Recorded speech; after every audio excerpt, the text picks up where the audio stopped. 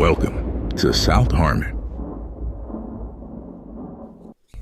Back like he never left. What's up? What's the kid up, is people? Here, man. Welcome we back to Hammond, Louisiana, New Orleans. Let's go. Long awaited, man. We got Mike. His setup is legit for the situation. Honestly, buddy, listen, you put this together, all the day. You're right up in my visuals, and it's good. I needed to see your face. I really did. Everyone's waiting for you. How are things going? And listen, we're going to get right into Dynasty because it's been, dude, it feels like it's been months, but it really hasn't been. It feels like it's been forever. And as you can see, we're building Mike 2.0, my new life, brick by brick. All right. It's a slow process. Nigel Sylvester's, the brick by bricks. Let's go. But we doing it Cajun style now, a little spice. It's a little good. Creole, little so actually, how's the eating been? How's the eating been down there? Good. I can't wait though till this weekend. I'm gonna go buy some pots, some pans. Mike's gonna go buy some pots and pans. I don't know if we have time to go to Home Depot. Maybe a real wine glass. So I stopped drinking out of solo cups. But I wanna cook my own food. You know what I mean? Like, okay. I've had my fair share of eating out. All right, I'm good, man. I'm so fucking tired of Chick-fil-A at this point. It's like my go-to for lunch every day now. I mean, I do know the feeling. It's been so long for me since I can say that I'm over. Like, I would love to eat Chick-fil-A almost every meal, but I get it. We got Vegals in here. We got everybody. We got Dynasty Barry. Shout out to Dynasty Barry. Everybody? Shout out to D-Walk is here. We've got the Jaxon Tribe. Yes. Mike, let me ask you. Aside from missing content, missing the South Harmon crew, obviously you're getting a new gig. What are the things you're missing though the most about Dynasty? Are you getting into any trades? Are you having any rookie drafts? Like what's going on other than the complete mayhem, which has taken over your ability to really try to navigate those waters, frankly, with life? I've gotten some rookie drafts in. Just know my heart's like half in it right now. Yeah, you're trying to get there, right? Shit. Yeah, trying to get this new job straightened out. That's been an adventure. Trying to get my life in order, my apartment in order. So we're doing them. All right. But I got a lot going on right now. I am extremely busy. Like I don't know if I've ever been this maxed out in my entire life, Adam. Like for real. We're up against it. So much so that Eric's league, he's got an auction league in there, rookie auction. I completely forgot about it for like 2 days. Lucky me. I put my bids in. I put them high. And then I came back to it today, and I did. Won Carnell Tate and Makai Lemon or whatever. What was the? Let's rip the Band-Aid. Let's just get right into it. Listen, while you're having, you're trying to get life situated. Listen, what were the bids? Like, let's just talk about this. Let's go right into it. Oh man, let me pull it up for you because I don't want to speak. Let's talk about the money move that Mike made. Right? Yeah, we'll dive right in. And we will get into a couple money moves that I made today too. Crazy. I think I had $1,600 in auction dollars, something like that. Hopefully you get a little more than that. Speaking of getting the life goals up, but there we go, man. $1,600 bid. Okay. All right. $734 for Carnell Tate. $562. Wait. Say that again. $734. Carnell Tate. $1,600 max of the whole budget. Yeah, it's one of those. Each pick's got a value, a dollar amount assigned to it. And with all my picks having the 101 and like the 107 or whatever, my total was like $1,600. Damn. So Carnell Tate, that puts him at over half of your pie. But what was that relative to? Like, are there some players that are neighboring that? Maybe neighbors. Jeremiyah Love to Eric, the 101. Jeremiyah Love to Eric, $1,120. So Loudy. $500 off Carnell Tate. There you go. So Jeremiyah Love was at 11. So these are all rookies only, right? There's no Okay. What was the difference between him and Tate, and then like what was Lemon closer to and Tyson closer to Tate then? Lemon 562, Jordan Tyson 647, Mendoza 677. Okay, interesting. Yeah. So that's kind of where I would kind of be, I think, in that ballpark. I have Tate at the top of the tier, but it's not significantly different between Tyson. I will say though, Mike, I've found a lot of variance between this 102 and 105, and depending on my league. So, right. And I've seen a lot of people that are really bullish on Tyson at 102 as well. I've ended up trading the 105, and Mike, I kid you not, Tate's sitting there at 104, and I'm thinking to myself, don't you fucking please God tell me that he doesn't make it to 105. He did get taken at 104, but okay, all's right in the world. All right, yeah, nobody's crazy. But it went Nobody's Tyson, going ludicrous. Not quite, but it went Tyson 102, Mendoza 103, and it went Tate 104. So let me ask you this, buddy. What is your opinion of Jeremiyah Love? You already did the breakdown. If you haven't seen that, go check out Mike's breakdowns. They're a little bit dated at this point, but he was actionable and on the money with Jeremiyah Love. Where do you have him in Dynasty as far as the running back landscape? And then let's talk about this Jeremiyah Love right now. Like, let's just get right into it. Is he an elite asset? Is he actually at the table of the truly, premier players? And if not, what's like, how far away? As you see the thumbnail, like, how far is he from a JSN? Yeah, I think if you're talking where he ranks amongst running backs in Dynasty right now, it's RB3. I've been there for a while. Back in January, people were calling me hot takey for my Jeremiyah Love. How about that for a pun? How dare you have him over Ashton Genty? How dare you do this? Fuck out of here. Fuck out of here. All right, I was first to the party. You're welcome. All right, hop on the train before anybody else. Add him RB3 in Dynasty, and if you want to talk about where he ranks amongst total Dynasty assets, I mean, right. Easily first round startup pick, right? So right up there with the elite of the elite. The only question is, would you take him right around like a 105 in a startup? Nah, I'm probably not. More back end, I would say back end Okay. first. But you know how people love running backs now. Like we keep boosting them up, Well, man.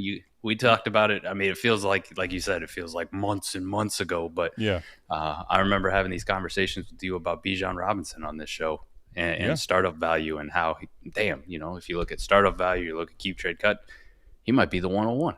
He might be the first asset taken off the board. So we're a stone's throw away from that with Jeremiyah Love right now.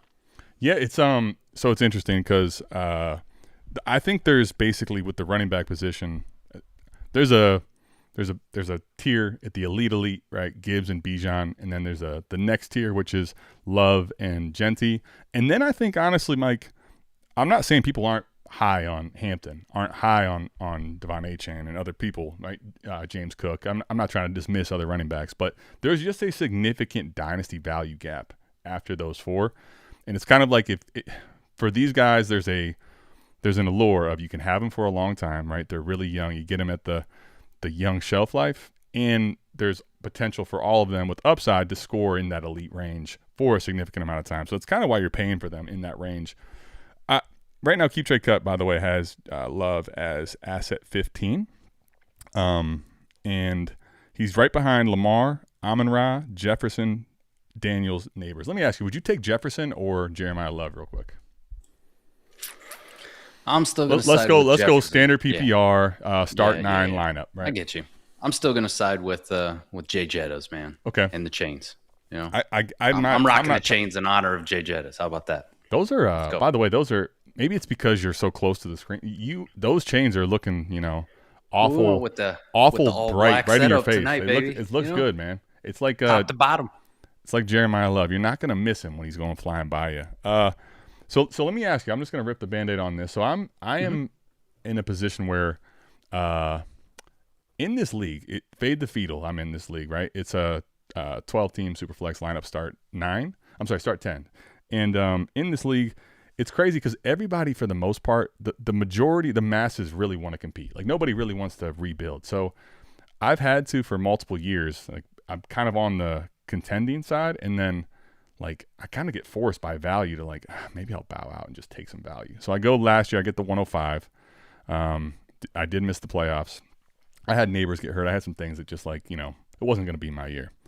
So this year, going into it, I'm definitely looking to compete again. And I had Jordan Love, Caleb Williams, and Dak Prescott, right? Now, I still want to roster quarterback 3, but I really don't want to have a true, top 15-ish, top 20-ish. Like, I don't want to have that much dynasty value in my quarterback 3, if that makes sense. I kind of wanted to offload that. I will have to figure out what I'm going to do there. But so I end up, getting a trade done today on the clock, which, Mike, I could have told you there's almost no chance I'm going to get Jeremiyah Love on the clock, but I do. So here's the trade that gets done.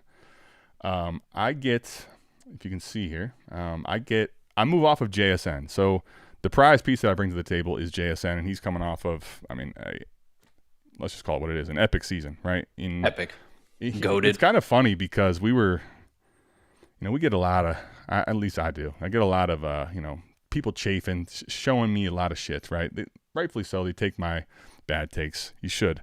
But people were really out on JSN for a while. It's kind of crazy how far he's come. Yes. But he's at asset 4, wide receiver 2. He is in the true elite tier, right? So there's 4 players, Mike, that are 9,900 and plus. So they're basically like all here. That's Josh Allen, that's Bijan, Jamar Chase, and JSN. So I'm basically like, all right, JSN doesn't have any really where to go up in dynasty value.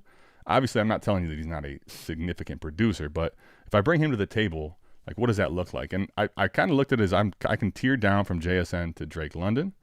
And then, dude, if you're telling me right now that Jordan Love in a couple of seconds is even going to get me Jeremiyah Love, Mike, I would probably have done that. Now, it would have felt steep because the difference from JSN to London is still there. But Mike, the kicker is Tidal Wave has a ton of picks this year and some picks next year. But he's definitely cleaning up a rebuild. But if you fuck this up, I'm going to look like a genius to the board. I pick up his 28 first. What do you think of this trade here? No, I like how you kind of broke it down, man. And really, when I look at it, I definitely say this. I would take Jaxon Smith-Njigba over Jeremiyah Love. All right. If I'm in a startup, sure. If I'm in an auction, whatever it is. I mean, what you saw last year, it's still a projection with a rookie like Jeremiyah Love, even though I adore him. I think he's amazing. Sure. Everything that you want for a running back in the NFL right now. I mean, pass catcher, breakaway speed, contact balance, power. I mean, he does it all. If you don't believe me, go back. I was singing his praises months ago, trying to put it on there. Yeah. I will say, though, while I'll clearly take him, they're in the ballpark. They're in the ballpark of dynasty. Let's just go thumbnail. What would you need in a lineup start 9? Straight up, like we're talking one asset to break the difference. So you have JSN. Someone's offering you Jeremiyah Love. What would you need in a shallow lineup, start 9, start 10, to actually go down to Jeremiyah Love and take on the risk potentially? I think a good second. A 202, a 203. Not in this class or in this class, by the way, because that's another. Well, Mike, here's the thing. I know it doesn't matter for you, but I can't wait to show you the next trade because it does matter for some. This class, for some, when we get to seconds, Mike, I'm not kidding you. They're throwaway pieces at this point. Yeah. So you're talking about a second, though, roughly a early second round pick. Okay. Yep. I mean, you prefer to kick it out to 27 because everybody loves that class. They think it's the greatest thing ever. It's the best thing since sliced bread. It's never going to fail. It's impossible. Yeah. So, by the way, this trade, can I tell you this? Let me tell you, this is a good way to talk about these picks. So this offer I sent in, and he kind of hit me back that he liked it. The difference was I was trying to keep the 27 second, and I was sending 211. He said, if you can make it, instead of 211, give me either one of the 27 seconds. So I had myself and Nick's. So he'd rather have it a full year out. And Nick was the 111, right? So he was in the championship game.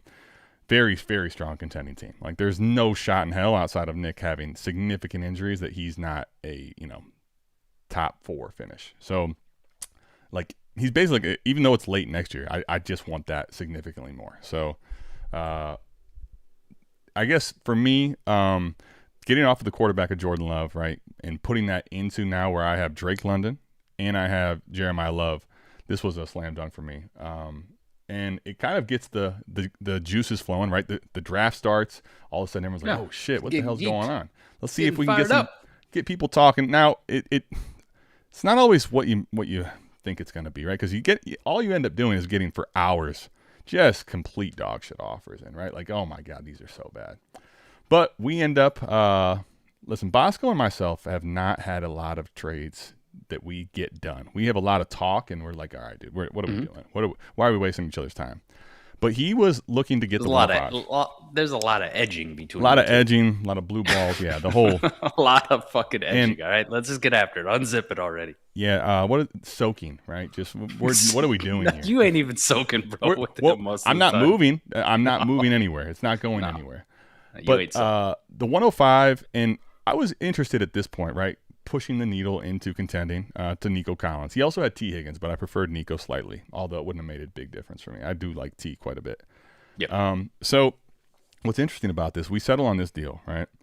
And we had some discussion. I'm like, listen, I'm not in a panic to get off of the 105, whether it's Mendoza, whether it's, Tate, whether it's Tyson, or whether it's Lemon. I like all of them. And in the offseason, I'm not really rushing to buy a vet.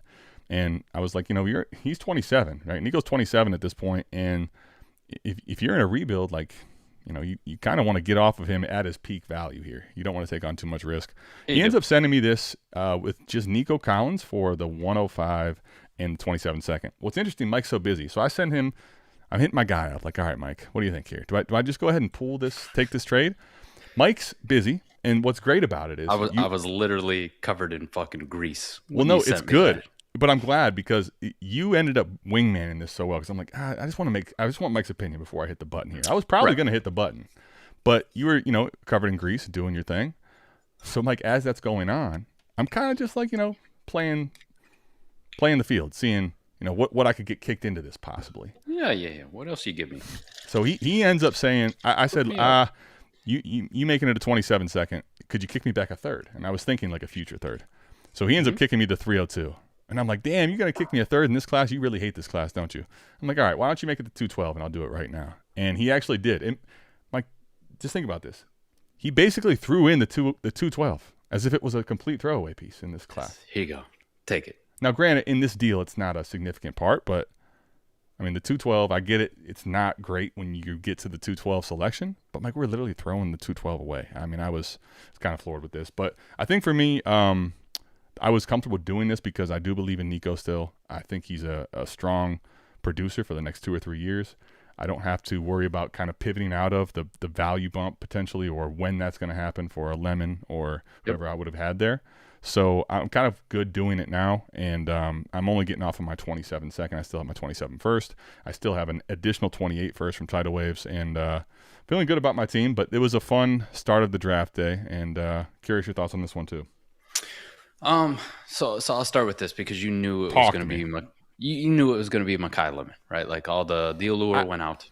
Well, I will say this. I was 99% sure. The 104 Justin Guzman, he brings in a co-owner randomly this year for the draft. Yep. He is a wild card, a complete wild card. But yes, I did think it was going to be Lemon. Yep. With that being said, knowing it's Mekhi Lemon, Birds fan, man.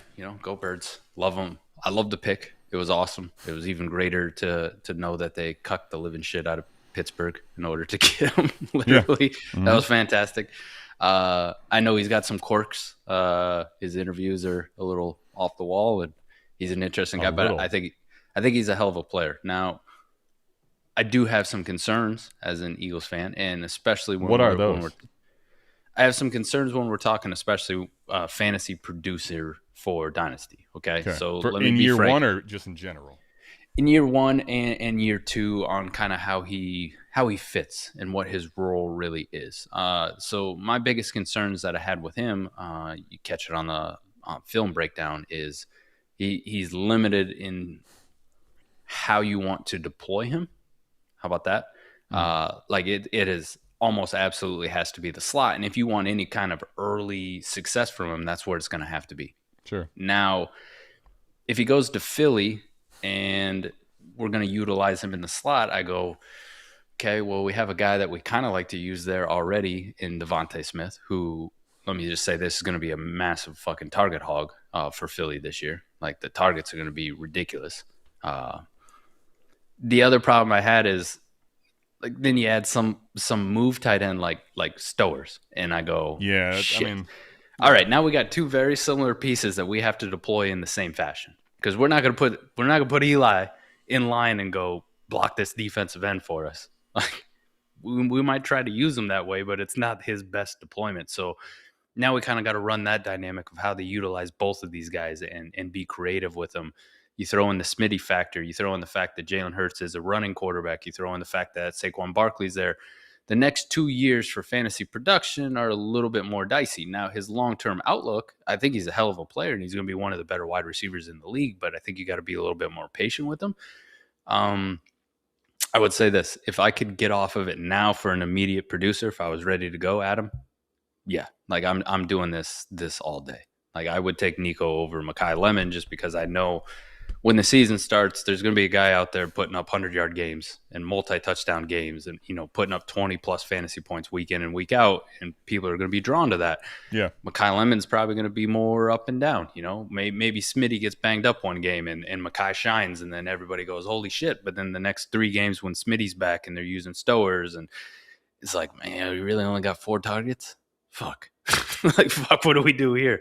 Are we panicking on Mekhi Lemon? So there's more roller coaster bullshit with him involved. So even now with rookie fever and all these guys can't miss and they're not going to fail, I'm pretty comfortable at this point, even being a Mekhi Lemon fan, to go like, just give me the production, man. Because I know come September, October, people are going to be more interested in acquiring a Nico Collins, even though he's on the older side than they may be, because Mekhi Lemon's only getting a handful of targets and struggling a little bit. Yeah, I mean, you're a lot of that makes a ton of sense, and that was kind of the way I was viewing it. I will say, if I had 104, Mike, I think I probably end up passing on this, honestly. If I can get Tyson or if I can get Tate, I probably hold off, and it's because not necessarily that I don't believe that Lemon can't produce in year one. I mean, I like him quite a bit. You look at Ibuka, though, right? For Lemon is a good example. In the 20s, right? Crowded, right? All these narratives, went out and tore it up. Lemon, if he goes out and tears it up, Mike, is going to get a massive surge in value. We've seen this time and time again with the young players at receiver. But for me, it was kind of like, all right, where am I comfortable missing out on that opportunity, that upside? So Nico for me was that. It is interesting, though, Mike, what's crazy. Like, there's like a little bubble of receivers in dynasty value. Now, granted, we're in the offseason, but I was talking with about this with Alan on Sirius today. So, Mike, after Drake London, there's a clear top 8, right? Chase, JSN, Puka, Neighbors, Jettas, Amon-Ra, CD, Drake London. Forget it. Like, those guys they should be there. End of discussion. The next group, like Tet did very well, right? But we're still a little bit projecting. Ibuka, Carnell Tate, Garrett Wilson, Rome Odunze, Ladd McConkey, Jordan Tyson, Luther Burden, Marvin Harrison Jr., Mekhi Lemon. Like, I did skip some names to give you the feel there, but those are all top 23 wide receivers. There's a lot of projection in there, and there's a lot of continual projection without production, right? With some of those guys going into year 3. So I do think the value insulation with Lemon was there. But I at this point, I'm trying to push the needle into contending, even though this is, the offseason, and I don't want to buy contending assets typically. Yeah, and the sneaky thing in there, people look at that 27-second and actually think it's worth their shit. Like, fuck, we really need this. It's the most amazing thing ever. It's not. I mean, we're probably, unless you end up with a top 4 second-round pick next year, Adam, it's like, if this is 205 or later, who gives a fuck? Who gives a fuck, really? Yeah. Like, the difference between a 27, 205, 206, and the 2026 212, even in this shitty draft class, like you said, where you get to that 212 and you go, I don't really know. I'm telling you, it's probably the same shit. It's probably the same fucking shit. Yeah, I mean, I would have much rather obviously had the 27 second than the 212. I do think there's if it actualizes, so if I have to hold on and draft, I think some of the value will end up eroding. But I do think this 27 class in general, and the seconds especially, there's going to be some opportunity to buy some things you shouldn't be able to buy. That's my biggest thing. So, Cypher, I appreciate that, man. And the truth is though, like, you're not wrong, but this is kind of the style we have here, right? We like to kind of talk a little bit more in depth here. If that's not your cup of tea, you're more than welcome to stay. But that's what we do. So appreciate you hopping in, man. I can't stress to you enough how uncomfortable this fucking bar stool is. All right, dude, so we're also going to replace these fucking things. These are dog shit. Listen, just don't tense up. Just let it kind of happen. Dude, I've been there. No, it's a long time anymore. ago. Well, Mike, it's been a long time ago, right? When we first started 40 chess, we had no cameras. I was in a spare bedroom and next to a closet using a dresser as a desk, and I was on a kitchen chair every time. Mike, I cannot tell you aside from the fact that you would dominate me and just completely abuse me, my ass was killing me in Dynasty trades. But when I would go to work the next day after sitting on that chair for 3 hours, bud. Fucking pause, bro. No pause. Absolutely no pause. Some of the stuff you did, it was unspeakable, you know? But no, when I would get to go to work for 45 minutes to an hour, absolutely abysmal. It was raw, you know? So good luck with that. Oh, my God. You're going to have a new chair, though, at least next week, right? Yeah. Well, I got a nice computer chair. The problem is I'm sitting. Oh, you already have it? Kitchen island. Yeah. I got a nice one, real nice Okay. one. Got a nice one, but the problem is I'm sitting at a kitchen island. And wait, is it? Let me just correct me if I'm wrong here, but yeah. The big guy gets the promotion, so now the maintenance guy, he's too good to put his own chair together. Is that what we're dealing with here? No. It's already together. It's already together. Wait, what happened? Oh, it just doesn't fit right on the table you got? Well, it sits so much lower than a fucking kitchen island, you know? So we're sitting at a bar stool at my kitchen island because this is my makeshift desk right now. This is what we're doing.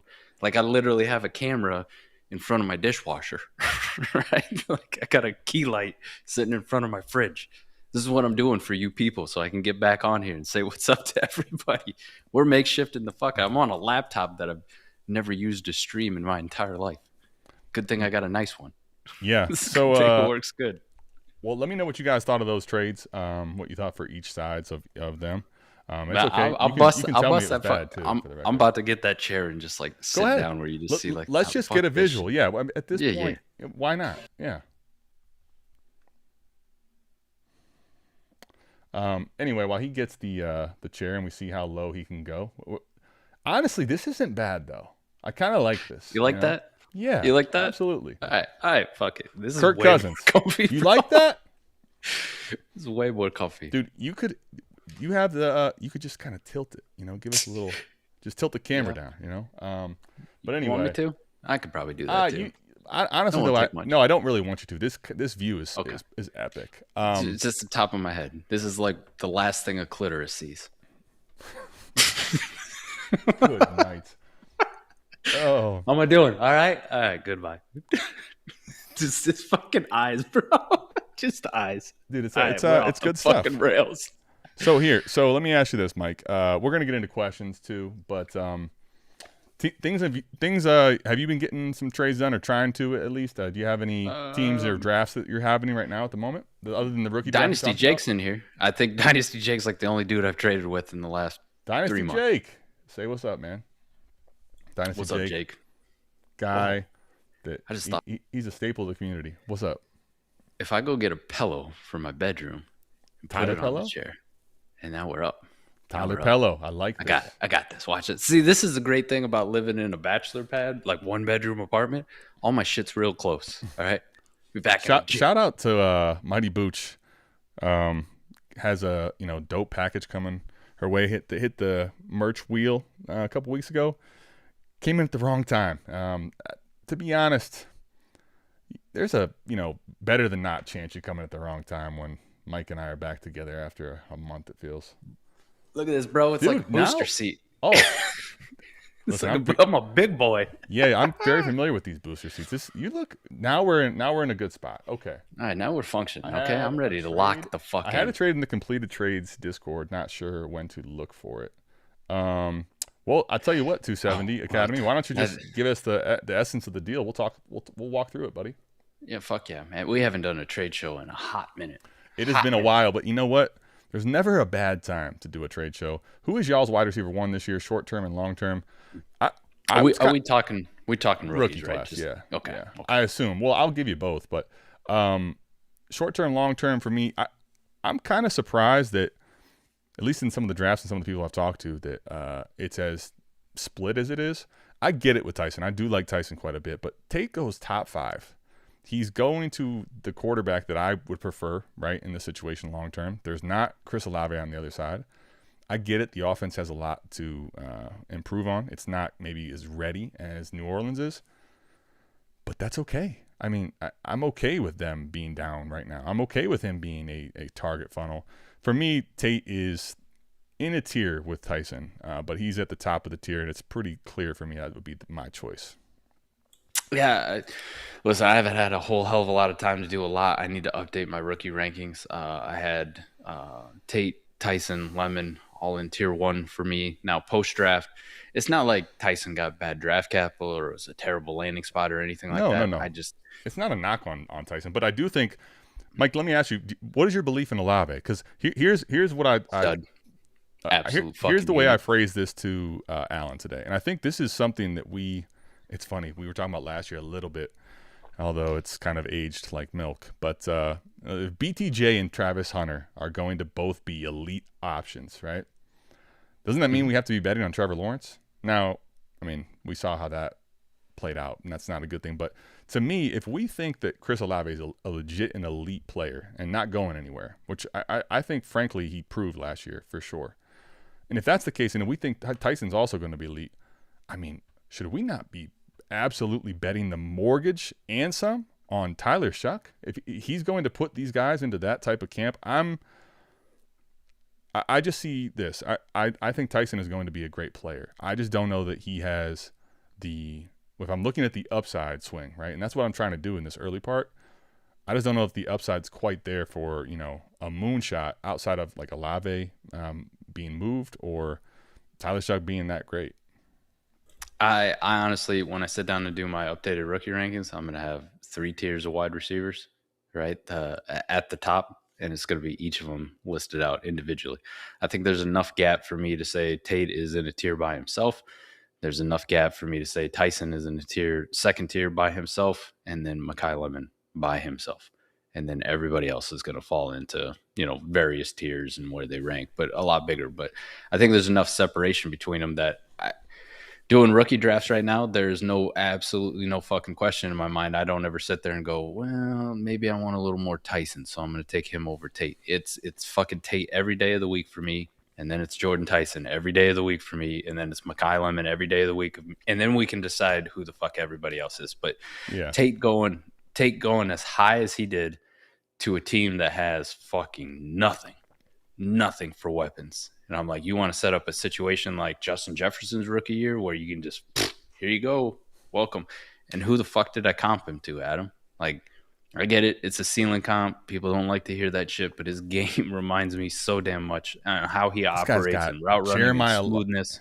He's got Jeremiyah Love, the third running back, an elite player. He's got Carnell Tate as Justin Jefferson. This guy just likes rookies. Oh, I must have muted you. Is that voodoo? Are you back? That was all me. All me. Listen, we're breaking the rust off here. It's all right. We're getting back in here. Yeah. He deserves it, man. And he deserves to be right in the same breath as Tet McMillan and Emeka Egbuka from last year is where he is. Like, I'm taking Carnell Tate before I take George Pickens. How about that? Like, that's how much I love Carnell Tate. So to answer the question for you, who's my wide receiver one of this class? Carnell Tate. It's not fucking close. I was just going to go to this. Hot take or actually okay here? Keep trade cut. Carnell Tate, wide receiver 12 at the moment. Appropriate or too high? Lower than he should be by one spot. Is that just because of Pickens? Yes. Okay, so you have Carnell Tate ahead of Wilson, ahead of Nico, ahead of Olave. Yes. I mean, I guess here's what I would say. It feels a little rich, but when you really start to look at the landscape, like I said, there's a heavy, legitimate like juggernauts at 8, and then it kind of goes to. I like a lot of these players. I love the profiles. I love their situations and stuff, but we still have a lot of question marks. So it's not as crazy as it sounds, honestly. And to me, Carnell Tate, I don't know. I don't really see at the moment. It's hard for me to envision a scenario where he's not super value insulated. You look at Marv. You look at you look at Marv. You look at Rome. I mean, Garrett Wilson, right? Like, to me, I think he's very, very value insulated. So I like Carnell Tate at 1 for me. How many? I mean, just do you got any reference wide receivers that were drafted 4th overall? Top 5. Well, wasn't Marv? Marv was 4th, right? Yep. Top 5 receivers, Mike. I do think, like, we talk about top 10 as kind of a marker for S tier. But inside the top 5 it's not very common, frankly, right? You got Keyshawn as the 1 overall. I'm thinking, honestly, when you get into the top 5, it's not that common. And it was kind of interesting if you look at the draft, how even everybody was kind of surprised. Even his teammates, his Ohio State guys are like, Harvell Reese and Sonny's, oh shit, he went 4? Like, that was really, really early draft capital to use on Carnell Tate. Yeah, I mean, the guys that we've had in the past, right? People point to Corey Davis, being a 4th overall pick. Like, gosh, you know what? Really, yeah, that does Marv, suck. He Chase, was 4th. Wow. He does. And the crazy part about Corey Davis is you had like really good moments from Corey Davis. You had like a season where you're like, let's go. This is what we're talking about. Chase was what, 5, right? 5. Chase was 5. You had Amari Cooper at 4. Yeah, Amari Cooper went 4. Sammy Watkins at 4. Sammy Watkins, I was going to say that was definitely 4, number 4 overall. Yep. Oh man, that one sucked. It's just going down memory lane. You go back and you look at Tavon Austin at pick 8. But you go back way back to the Tavon Austin days, and you can't tell me that Tavon Austin wasn't worth the 8th pick, man. So what he did at West Virginia was crazy. But another one for you, Adam, Justin Blackman. I know that's Fizz's boy. That's my boy too, dude. I love Blackman so much. Yep. And what's crazy is he actually, people probably forget this, he had a very good rookie campaign. He was showing a few games just wild upside, running crazy, but off the field substances and just drinking issues, and the league really decided to make an example of him, unfortunately. Not that he was doing something right and should have had a pass, but it was unfortunate we never got to see him play more. AJ Green, he was 4th overall pick, and Julio was 6th that year. Yep. Calvin Johnson, 2nd overall pick. Right, like we're getting way back in the weeds here. Braylon Edwards, oh man, Braylon Edwards was fucking truth. Braylon Edwards was. You guys, I know they had to chap your ass though, because Michigan, man. And there was plenty of times with Braylon Edwards he would frustrate the hell out of you, but he was a freak. But I mean, here's the thing: you could push on the other side of that. That I do think the class in general is part of the reason that Tate goes 4. But even still, right? I mean, you got to respect the capital. It's in an elite spot. And I think the landing spot to me is you could say it's not the greatest offense and they may not score a lot of points, and there's reasons to nitpick, right? But to me, I'm really excited to take Tate at the 102. I also love Tyson though. Tyson for me is the 103 unless I'm in a situation where I do need quarterback. We honestly don't know how the offense is going to look too, because Dable, to all his faults of being a head coach and the failures there, I mean, he got Danny Dimes to take them to the fucking playoffs with a wide receiver core of who the fuck knows, right? Like, just he put together one hell of a fucking offense. Like, he did, and he did it in Buffalo. So you can look at Cam Ward and you can look at Carnell Tate and you go, Brian Dable, I know can make an offense. He may not be a good head coach, but I know he can fucking run an offense, right? And he can get the best out of what he has. And you go, all right, well, if this is pretty much the only receiving weapon that we really have here, I think Cam Ward's still a good quarterback and underrated. You could have one hell of a surprise out of both of them. So you could also make the case that Dayball maybe is a little overrated because, I mean, Dimes was going to have his best season by a country mile this year without him, right? I mean, that's a joke, but Dimes was going crazy this year to Mike's and mine. But yeah, the difference his first here, like 6 games were good, right? Like, well, he was The difference here, Midget, is this: the quarterback value installation for one, the archetype of Trey Lance and A-Rich, which people had their concerns for these guys as passers, right? But the leash isn't as long if you don't perform. The franchise quarterback just has a ton put on them, right? And these guys are also kind of.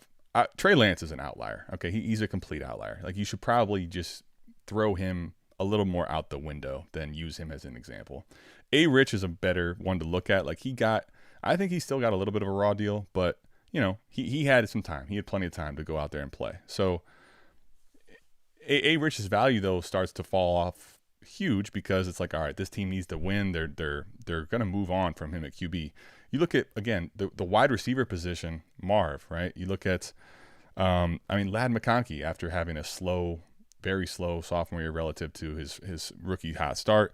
Brian Thomas Jr. even, he's wide receiver 27. The value insulation for a receiver in the first round, especially that type of S-tier draft capital, they're going to have to underperform over and over and over again, right? You're basically going to have people with priors that are stuck on this guy eventually popping, and he's going to have to do it to – he's going to have to underwhelm and underperform for 3 years in a row, essentially. That's kind of what we're looking at right now, right? Like even Marv, who's at this point kind of teetering, right? People are in or out. He's polarizing, but there's still plenty of truthers, right? After him not doing a lot in year 1 and 2 relative to expectations. I mean, Marv is also, think about the guy that is, I mean, who saw Marv not being absolutely spectacular early on in his career? It's kind of crazy to think. But the value insulation, you have to be Matthew Golden, right? Matthew Golden bad to really take that steep dive. And where's Matthew Golden right now in keep trade? Way too high. He's the same as DJ Moore. Exactly. Mike, that is crazy to me. That is, let me say that again. DJ Moore, Matthew Golden, DK Metcalf. Matthew Golden, man. Matthew Golden. Here, Holy shit. you know what? Speaking of which, let me do this. This will be a fun exercise. So, Mike, I want to give you quarterbacks that he's near. Okay, and that's when I say him, we're talking Matthew Golden, right? So Matthew Golden is ahead of on Keep Trade Cut Matthew Stafford and Ty Simpson, the pair. Okay. He's ahead of. Okay, we get gross pretty quick there. Michael Penix, he's ahead of JJ McCarthy, Shadur Sanders. So it's not nothing crazy, but he's not far off from Daniel Jones, Malik Willis, Kyler Murray, and Jared Goff and Bryce Young. He's within 10 spots of those guys after a complete no-show, face planter to the highest level. Yes. Yeah, we thought Corey Davis was bad. Look at this fucking guy. They basically the wide receiver position, right? There, you could still be wide receiver 2. You could still be a part and in the mix. Even Rome, right, with Luther Burden's ascension, is comfortably, what is he, like probably 16, near top 15 value as far as the wide receiver position goes. Because it's not like panic, okay, we need to get a new quarterback in here and he's going to lose his job. So, Rome is wide receiver 16. There's quite a bit of value insulation still around first-round wide receivers, and then you just amplify that even more when you get that S-tier draft capital, right? So I do want, Mike. I was going to start the show this way, but he's here again, our boy, right? And listen, I want to shout out to Buy Apple Pie here, honestly, and I wanted to shows up. No, I do. I wanted to shout this out because, this is a really good life example, right? You think about anything you're doing in life, Mike, making a journey down. I saw someone was concerned about him. He's been gone for a month. Everything's fine. He's going through I'm alive. But he's got a promotion, right? He got a new opportunity in life, and just dealing with the move and changing of circumstances. But it all happened so quickly. Just thinking about it now, right? Let you behind the curtain. I get offered the job on a Tuesday. Okay, Tuesday morning. By the following Thursday, I'm already in my new apartment. And by that Friday, I'm already at my new job, right? Like, think about that. 1,000 fucking miles. I mean, that really escalated quickly. I mean, that got out of hand fast. That escalated fast. Well, it went fast. And that's the thing I was kind of talking about is in life, right? Mike is making a big life change. And along that journey and all the journeys he's had in life and everybody else, how many times are people like, man, that's crazy for you to go down. You're going to go down to New Orleans? Like, you're just going to leave Iowa? You've never even left Iowa, right?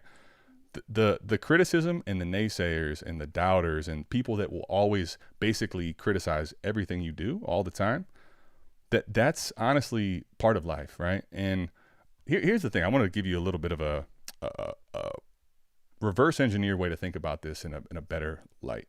Like I need people like Buy Apple Pie out there, right? Like sometimes you should look for a little bit more haters, a little bit more of the naysayers out there. And it's to kind of, keep you sharp, right? Now listen, Buy Apple Pie, if you're out here trying to tell this audience that, hey, you made a really bad take and you're going to, by the way, I went through and looked, you've never commented on our show in any capacity outside of this agenda and this, pushing this narrative of, hey, you're just pumping this 26 class, and it's one theme, and it's very egocentric for someone that's not actually on camera. But here's the thing: if you're trying to tell our audience that I've made bad takes, you could fall in line, because listen, I've literally missed Cam Akers, Kyle Pitts. I have made some horrific calls. I have made some of the worst calls. But it's because of those calls, actually, that my process is better now, and that I've evolved as a Dynasty gamer, as a content creator. And if I end up being completely dead wrong about the 26 class, put it on my resume, because for me, that's actually a stepping stone and a building block, and I will learn from that. Now, at the moment, and I saw you commented on the video. At this point, you comment on every one of them. But I was changing my tune with our conversation with Scott Connor last week. And it's interesting there, because if you were to not just listen to the first few minutes of the show, the entire theme of it was basically, in Dynasty, the way you get to an edge, and Scott and I both said this, is to be different than the rest of the group, right? To be different than the rest of your league.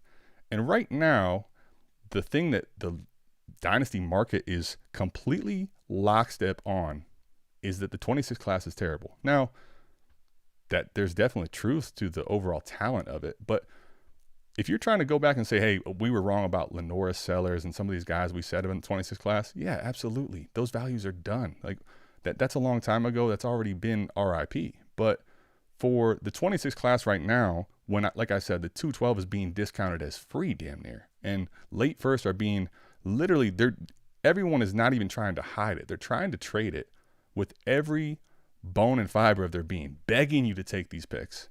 At a certain point, it's better to zig when everyone else is zagging. And that's the overall theme of typically doing those things are where you're going to net a lot of Dynasty value. Now, I may be wrong in that process. I may be wrong about the 26 class Dynasty value-wise at the moment right now.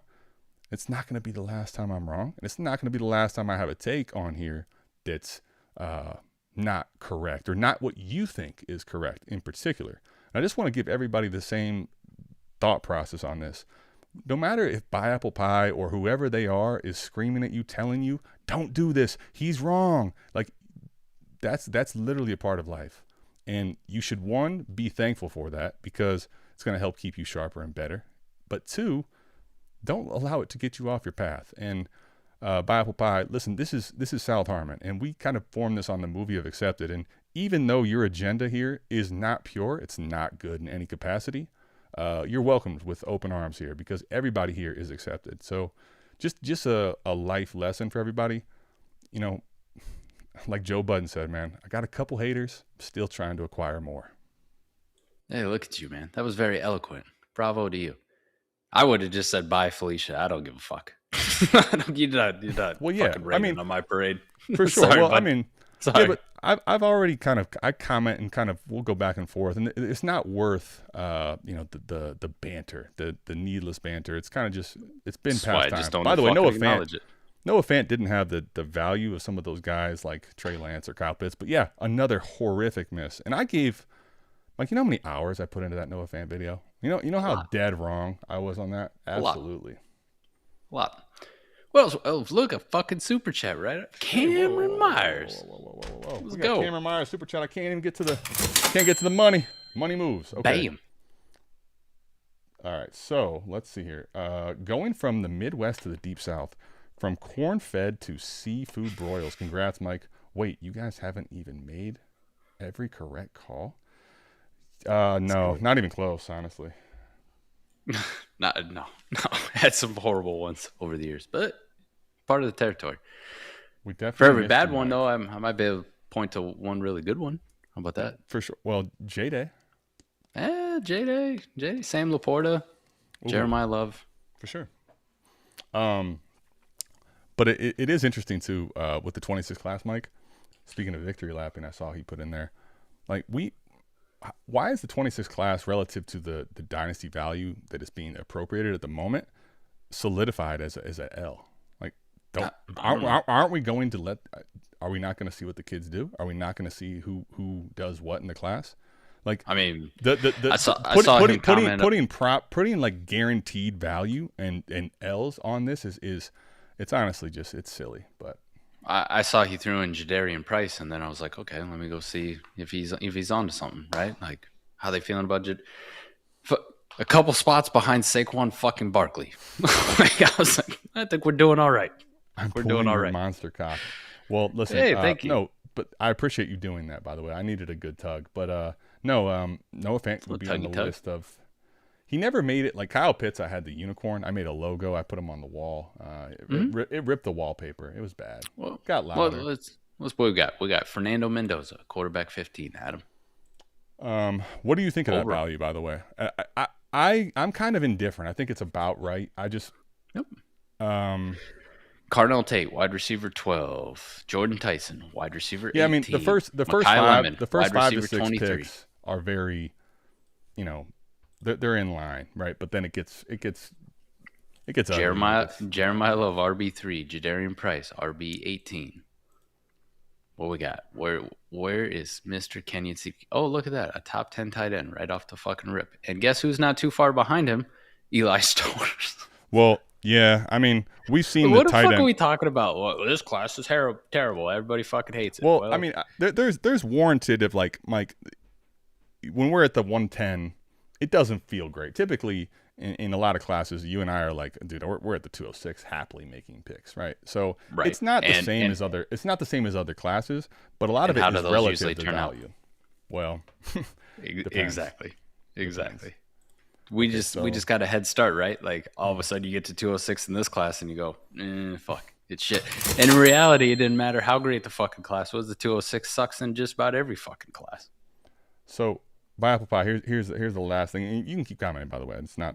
I don't mean to tell you not to, but he's fucking beat a dead horse. Well, Stop no, putting his shit up. No. It's important to keyboard warriors need to be kind of put in their place, and it's kind of funny when someone has a mic and someone has a keyboard, right? Give a fuck. I know you don't, but I think it's important to kind of highlight this. You are entitled to your opinion, right? But you're never going to dictate the show that we have or anybody has, right? So I hope whatever you're going through, man, honestly, I sympathize with you, because if you think that the people that are best can predict the market, like, you realize if everybody could predict the market, there would be no reason to make content. They just crush every league. Like, everybody is making a educated guess. So stop it, buddy. Craziness, man. Absolutely wild. Price and Concepcion are shit. HJ. I don't remember.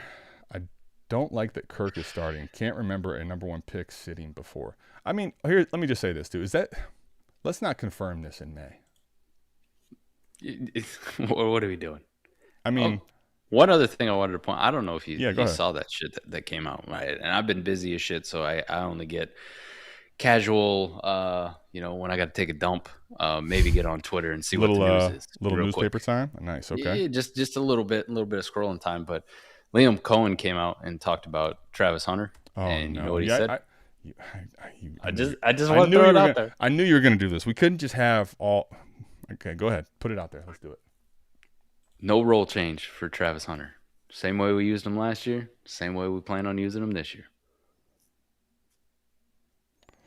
My daughter, listen, I want to show y'all this. So she takes my wife's phone and she just puts all these emojis, and this normally means like come up and tuck me into bed. So I'm letting her know that I'm on the show, and I won't be. I love it. I love it. Love it, man. So a lot of emojis. She just hits every emoji out there. There's actually a rhyme or a reason to it. At least she tells you. She can, tell you. Right. But it's chaos. It's complete chaos. Yeah. Okay, so let's get back to the super chat, by the way. Let's not dismiss those. I need an honest Nick Singleton breakdown. What are y'all thoughts on him to the Titans? Okay, Mike, you want to start? Or you want me to go? Go ahead. I'll let you do it. I mean, I like the fit. I like the opportunity. I really am a fan of Nick Singleton's game. I feel like things have gone pretty poorly as far as the trajectory, right?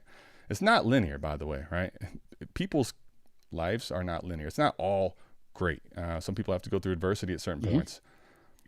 I think he's very, very talented as an athlete. I will say last year, it's tough to know because it was concerning to me. Some of the reads and just the way it kind of progressed last year. It was not good. I thought he was I think he's better than what he put on film last year. But one thing I will tell you is, like, it reminds me a little bit, I don't want to go to the full extreme, but Ollie Gordon-ish, where, dude, then you get day 3 capital, and the difference there, I guess, is that there's a path to playing time for Nick Singleton. And I think here's the thing. In overall, if I take my Nick Singleton bias out of it, Mike, when we start chasing day 3 path to playing time, it has led me down. You want to talk about bad process, buddy? I'd put that at the single most likely to end in a disaster, is giving the day 3 capital guy that has the best path to playing time the runway. Because I mean, we saw this with Jaden Blue. Mike, how many times have we talked about Jaden Blue? I was told about Jaden Blue all offseason last year. Yeah. I mean, at this point, I'm gonna be honest. I'm having a hard time sleeping lately. I can't even think of the guy's name. Freaking, that's terrible. For the Chargers 2 years ago. Come on. Kamani Vidal. Kamani Vidal. Thank you. Yes. We do this a lot, and we chase that landing spot that, man, no one can stop him. Well, here's the thing. He didn't go till day 3. So maybe the person that's most likely to stop him is him. He's not quite ready to be a, takeover back. I think Nick Singleton has a lot of the traits that he could be a 1. And we'll see. I think Pollard's still going to be a guy that gets a lot of work there. He's very reliable. But so I like it. I think we're pushing a little too far up with Nick Singleton, honestly. I like it too, but it's, kind of like you said, I want to put the brakes to it a little bit and not get over my skis. I see there's some people who are like, I got to trade up into the second round to 201 or 202 to make sure I get all the Nick Singleton. It's like that doesn't feel like a very good thing. Like, if I get Nick Singleton in the mid to late part of the second round, cool, right? Because the rest of the shit is basically the same. Like, it's basically the same, so I'm going to push the button on a guy that I like. But I'm not going to bump him up because I'm like, he's got the easiest path to playing time. We don't fucking know that, man.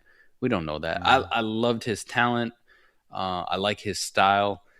Like you said, there was a lot more question marks with him, especially this last year, about like, I like Katron Allen, but why the fuck is like Nick Singleton not playing at all? Like, why can you not find a hole? Why do you not look like you did when you were a freshman? Like, how'd you somehow get worse? I don't understand what's going on here. And then to see the NFL not value him with my high hopes, I was like, well, there's a possibility maybe they take him day 2. No, that didn't fucking happen for the NFL to go, nah, you're a day 3 guy. This is where we're taking you. Even with all that talent, you're like, okay. I'm not going to bump you up just because I think your landing spot's a little bit better because it's a guy that I like a little bit more. Will I take him over equally drafted running backs because I like him a little bit more? Yes. Sure. But I'm not going to do something crazy where it's like, man, I got to take him, over this guy who got, second round good draft capital at the wide receiver position, even if it's a wide receiver I don't like. Like, for example, the one everyone hates, the Stribling pick. People are like, what the fuck are the 49ers doing? Dude, right? Mike, I was at day 2. I was at the draft, and that was the first pick that I'm like looking around, it's dead quiet. I'm like, holy fuck, what the fuck is going on here? Am I being, it's crazy. I don't want to be a slave to draft capital, Adam, but when I look at it, it's like, do I want to take a round 4 running back or do I want to take the guy who went 33rd overall at wide receiver? Even if I don't like him that much, I'm like, all right, I'm gonna side with the fact that maybe the 49ers might know what the fuck they're doing, right? Like, it might be one of those picks we look back in 2 years ago, like, we really hated this one, but he's not a bad. I'm not saying he's going to be a wide receiver 1 or anything like that, but if he's like a solid number 2 in the NFL, puts up 900 to 1,000 yards a year, I'm not going to be shocked. I'm not going to go like, oh fuck, could have never seen this one coming. They might know something. So, like, when you get into that range and I go, how the fuck am I trying to justify me taking Nick Singleton just because I like him over a wide receiver that maybe I don't like that much, but has literally 33rd overall draft capital to a team? That's a tough one for me to go with my heart and not go with my head on, right? And I'm always probably in Dynasty going to default to my process, my head play. So Nick Singleton's fine. He's fine. My advice to everybody, just don't get fucking crazy with it. Just don't. Sure. Like, if you like him, cool, but just don't get stupid crazy with it. Mike, did you know there's some places out there in content that some really good creators that they don't ever get things wrong. You know, it's kind of wild. Like they're Really? yeah. It's wild. I got to meet them people. Yeah. No, Are they from the future? He's shouting out, I believe, JJ Zacharyson, I assume. But listen, like JJ Zacharyson does phenomenal work. There's a lot of people that do phenomenal work in the space, but JJ Zacharyson, this is years ago. Like, and I've met JJ once in person, just briefly at the expo. Shook his hand, introduced myself. Cool guy. Guy. Thank you, right? Apple Pie. I appreciate that. And I would definitely say this: JJ Zacharyson is one of the smartest and best dynasty minds in the entire space. His process is very good. Even if you talk to JJ would tell you all the shit that he's gotten wrong over his life, and that's how he is. He has adapted his process to where it is. But a funny story about JJ Zacharyson. JJ Zacharyson is one of the motivations for me wanting to do content in the first place, because I remember having these discussions with Adam years ago. I was screaming at the top of my lungs in a fucking car on a JJ Zacharyson podcast when he was besmirching the good name of Leonard Fournette, saying how running backs on bad teams, you know, teams that weren't going to win a lot of games, couldn't put up fantasy points. And I just remember screaming and yelling in regards to Uncle Lenny Fournette. And then Lenny goes out and he has a top 5 running back season on a terrible fucking team. And I went, oh my God, it's like, that doesn't really fucking matter, JJ. Yeah, I mean, it just doesn't matter. I mean, honestly, the thing is, listen, I've been really lucky to work and have an opportunity to just, you know, guest and work with some people that are honestly really brilliant. Much smarter, honestly, than I believe in myself, frankly. They have some great processes, great ways that they've evolved and kind of innovated the space. And all of them are, they have their own blind spots and they have their own errors. And the thing is, the greatest part, though, by Apple Pie, that's what I'm trying to kind of put out here, is that through that actually makes their content better, right? If somebody came in here and just made content and just was always right on their takes, and man, they never got anything wrong, they never stuck with a bad take, you imagine they would never have any learning experience. I mean, it's actually call me comical. Fucking crazy too. It's actually comical to think somebody just woke up, knew how to make content, knew how to play Dynasty, and just never got things wrong and just always predicted the market right. Legitimately, man, like it's laughable. Call me fucking crazy too, but JJ Zacharyson does a fucking podcast at the end of the year about everything that he got wrong throughout this season. What, right, everything. Mike, that was one of my favorite episodes. That's the best part. That's what I was trying to say earlier. Like, if you think you're going to tell everybody about my blunders, we had when we did 4D chess, that was one of my favorite episodes we did every year. We would come out and we would give you our worst takes first, and then we would hit our home runs later. Buddy, I don't even want to go back and listen to them sometimes. Like, I remember there was some really horrific takes, but to me, honestly, every creator that you know or someone that you think has a good process or good Dynasty gamer, good Dynasty advice, they learn by screwing things up. They learn by having bad takes. So from just a generic process standpoint, even if you think that my take is so out in left field and it's just completely wrong, that is also a W. RIP 40 chess. You're not wrong, Jay. Damn it, you're not wrong. Damn it, you're not wrong. Live and learn. You picking Price or KC at the 105? No, I'm not. I will say maybe Mike, let me ask you this. Let's talk warp. Let's talk a serious, like a point. There's some kind of a point per carry. It's a running back driven league. Is there any conversation for you now where Price at 105? Yes. What does that have? How extreme does it have to be? Let's go to that point. Not very. Is it 0.2 points per carry in a standard PPR league? Is that enough? Oh, that's way more than enough. Okay. I'm talking just a regular PPR league. There's a case for me to take Jadarian Price at 105. Okay. All right. Let's talk about that, because actually I do think that's an interesting conversation, and I want to get your take on it too. I know people don't like him as a prospect, so this is one of those things. You're doing the C2C league and doing the C2C show with Xbox, doing it with him all season long. Jadarian Price was like one of my favorite players, and it's tough because you're literally playing with one of the fucking GOATs as the number one running back. Like, what do you really expect his analytical numbers to look like, his counting stats to look like when you got Jeremiyah fucking Love in front of you, right? But he was one of those guys I was talking to Johnny about, and I said all season, I was like, man, I think there's only a handful of teams in all of college football that Jadarian Price wouldn't be the clear number one running back on in college football. Like, that was his skill set, his talent. I know the numbers don't match it, and other than the Jeremiyah Love thing, I got nothing else to tell you on why. Right? Like, that's it.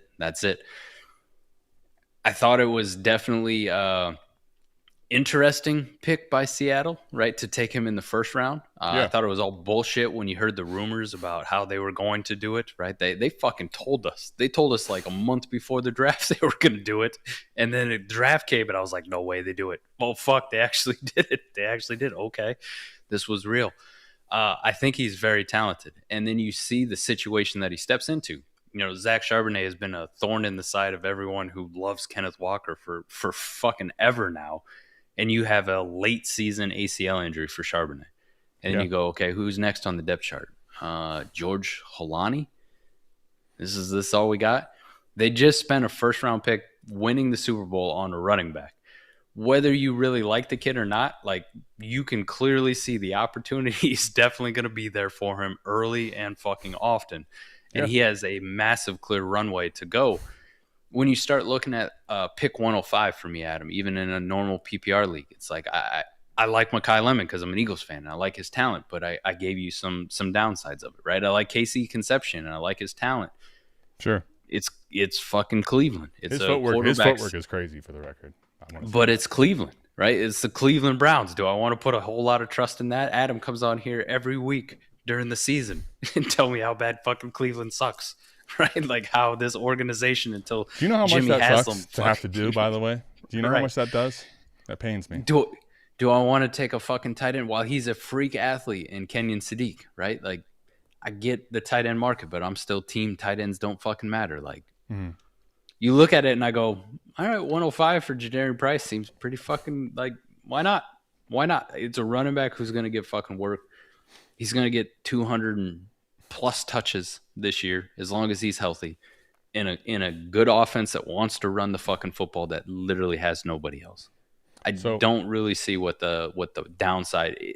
The downside is he didn't have 1,000 yards rushing in college. No shit. Right? There's only one football. We got to give a lot of it to Jeremiyah Love, people. Like, we just have to. Yeah. We just have to. But he's fucking talented. No, Price, yeah, he is talented. Well, I think here's what I'll say. I don't mind it at 105, especially when you get to points per carry. When it's standard just PPR, Mike, I'm pretty firm on I'm good at 106, frankly. I'm good at 106, no problem there. But I would take Lemon ahead. And here's I think the way you got to think about it. The way I try to kind of assess risk and reward, right? And I think like Michael Penix a couple years ago, Mike, and you could kind of view Ty Simpson, despite what you may think of him or not, as value insulation, right? Penix was basically, his value is going to stay even keel until he takes over, whenever that may be, for Kirk Cousins, right? Same thing, Ty Simpson. Despite how long you think it's going to be, there's value insulation with him not playing, right? Because that's what is supposed to happen. With Price, he has, I think, a very wide range of outcomes, because Bible Pie is, at this point making things that are not true. I didn't say that he was better than Judd, or I didn't say that he was better than Henderson, right? I did say that he got first round draft capital, which those guys did not. So you can keep putting words in my mouth, but the point is that Jadarian Price is not the prospect I don't believe that those two guys are.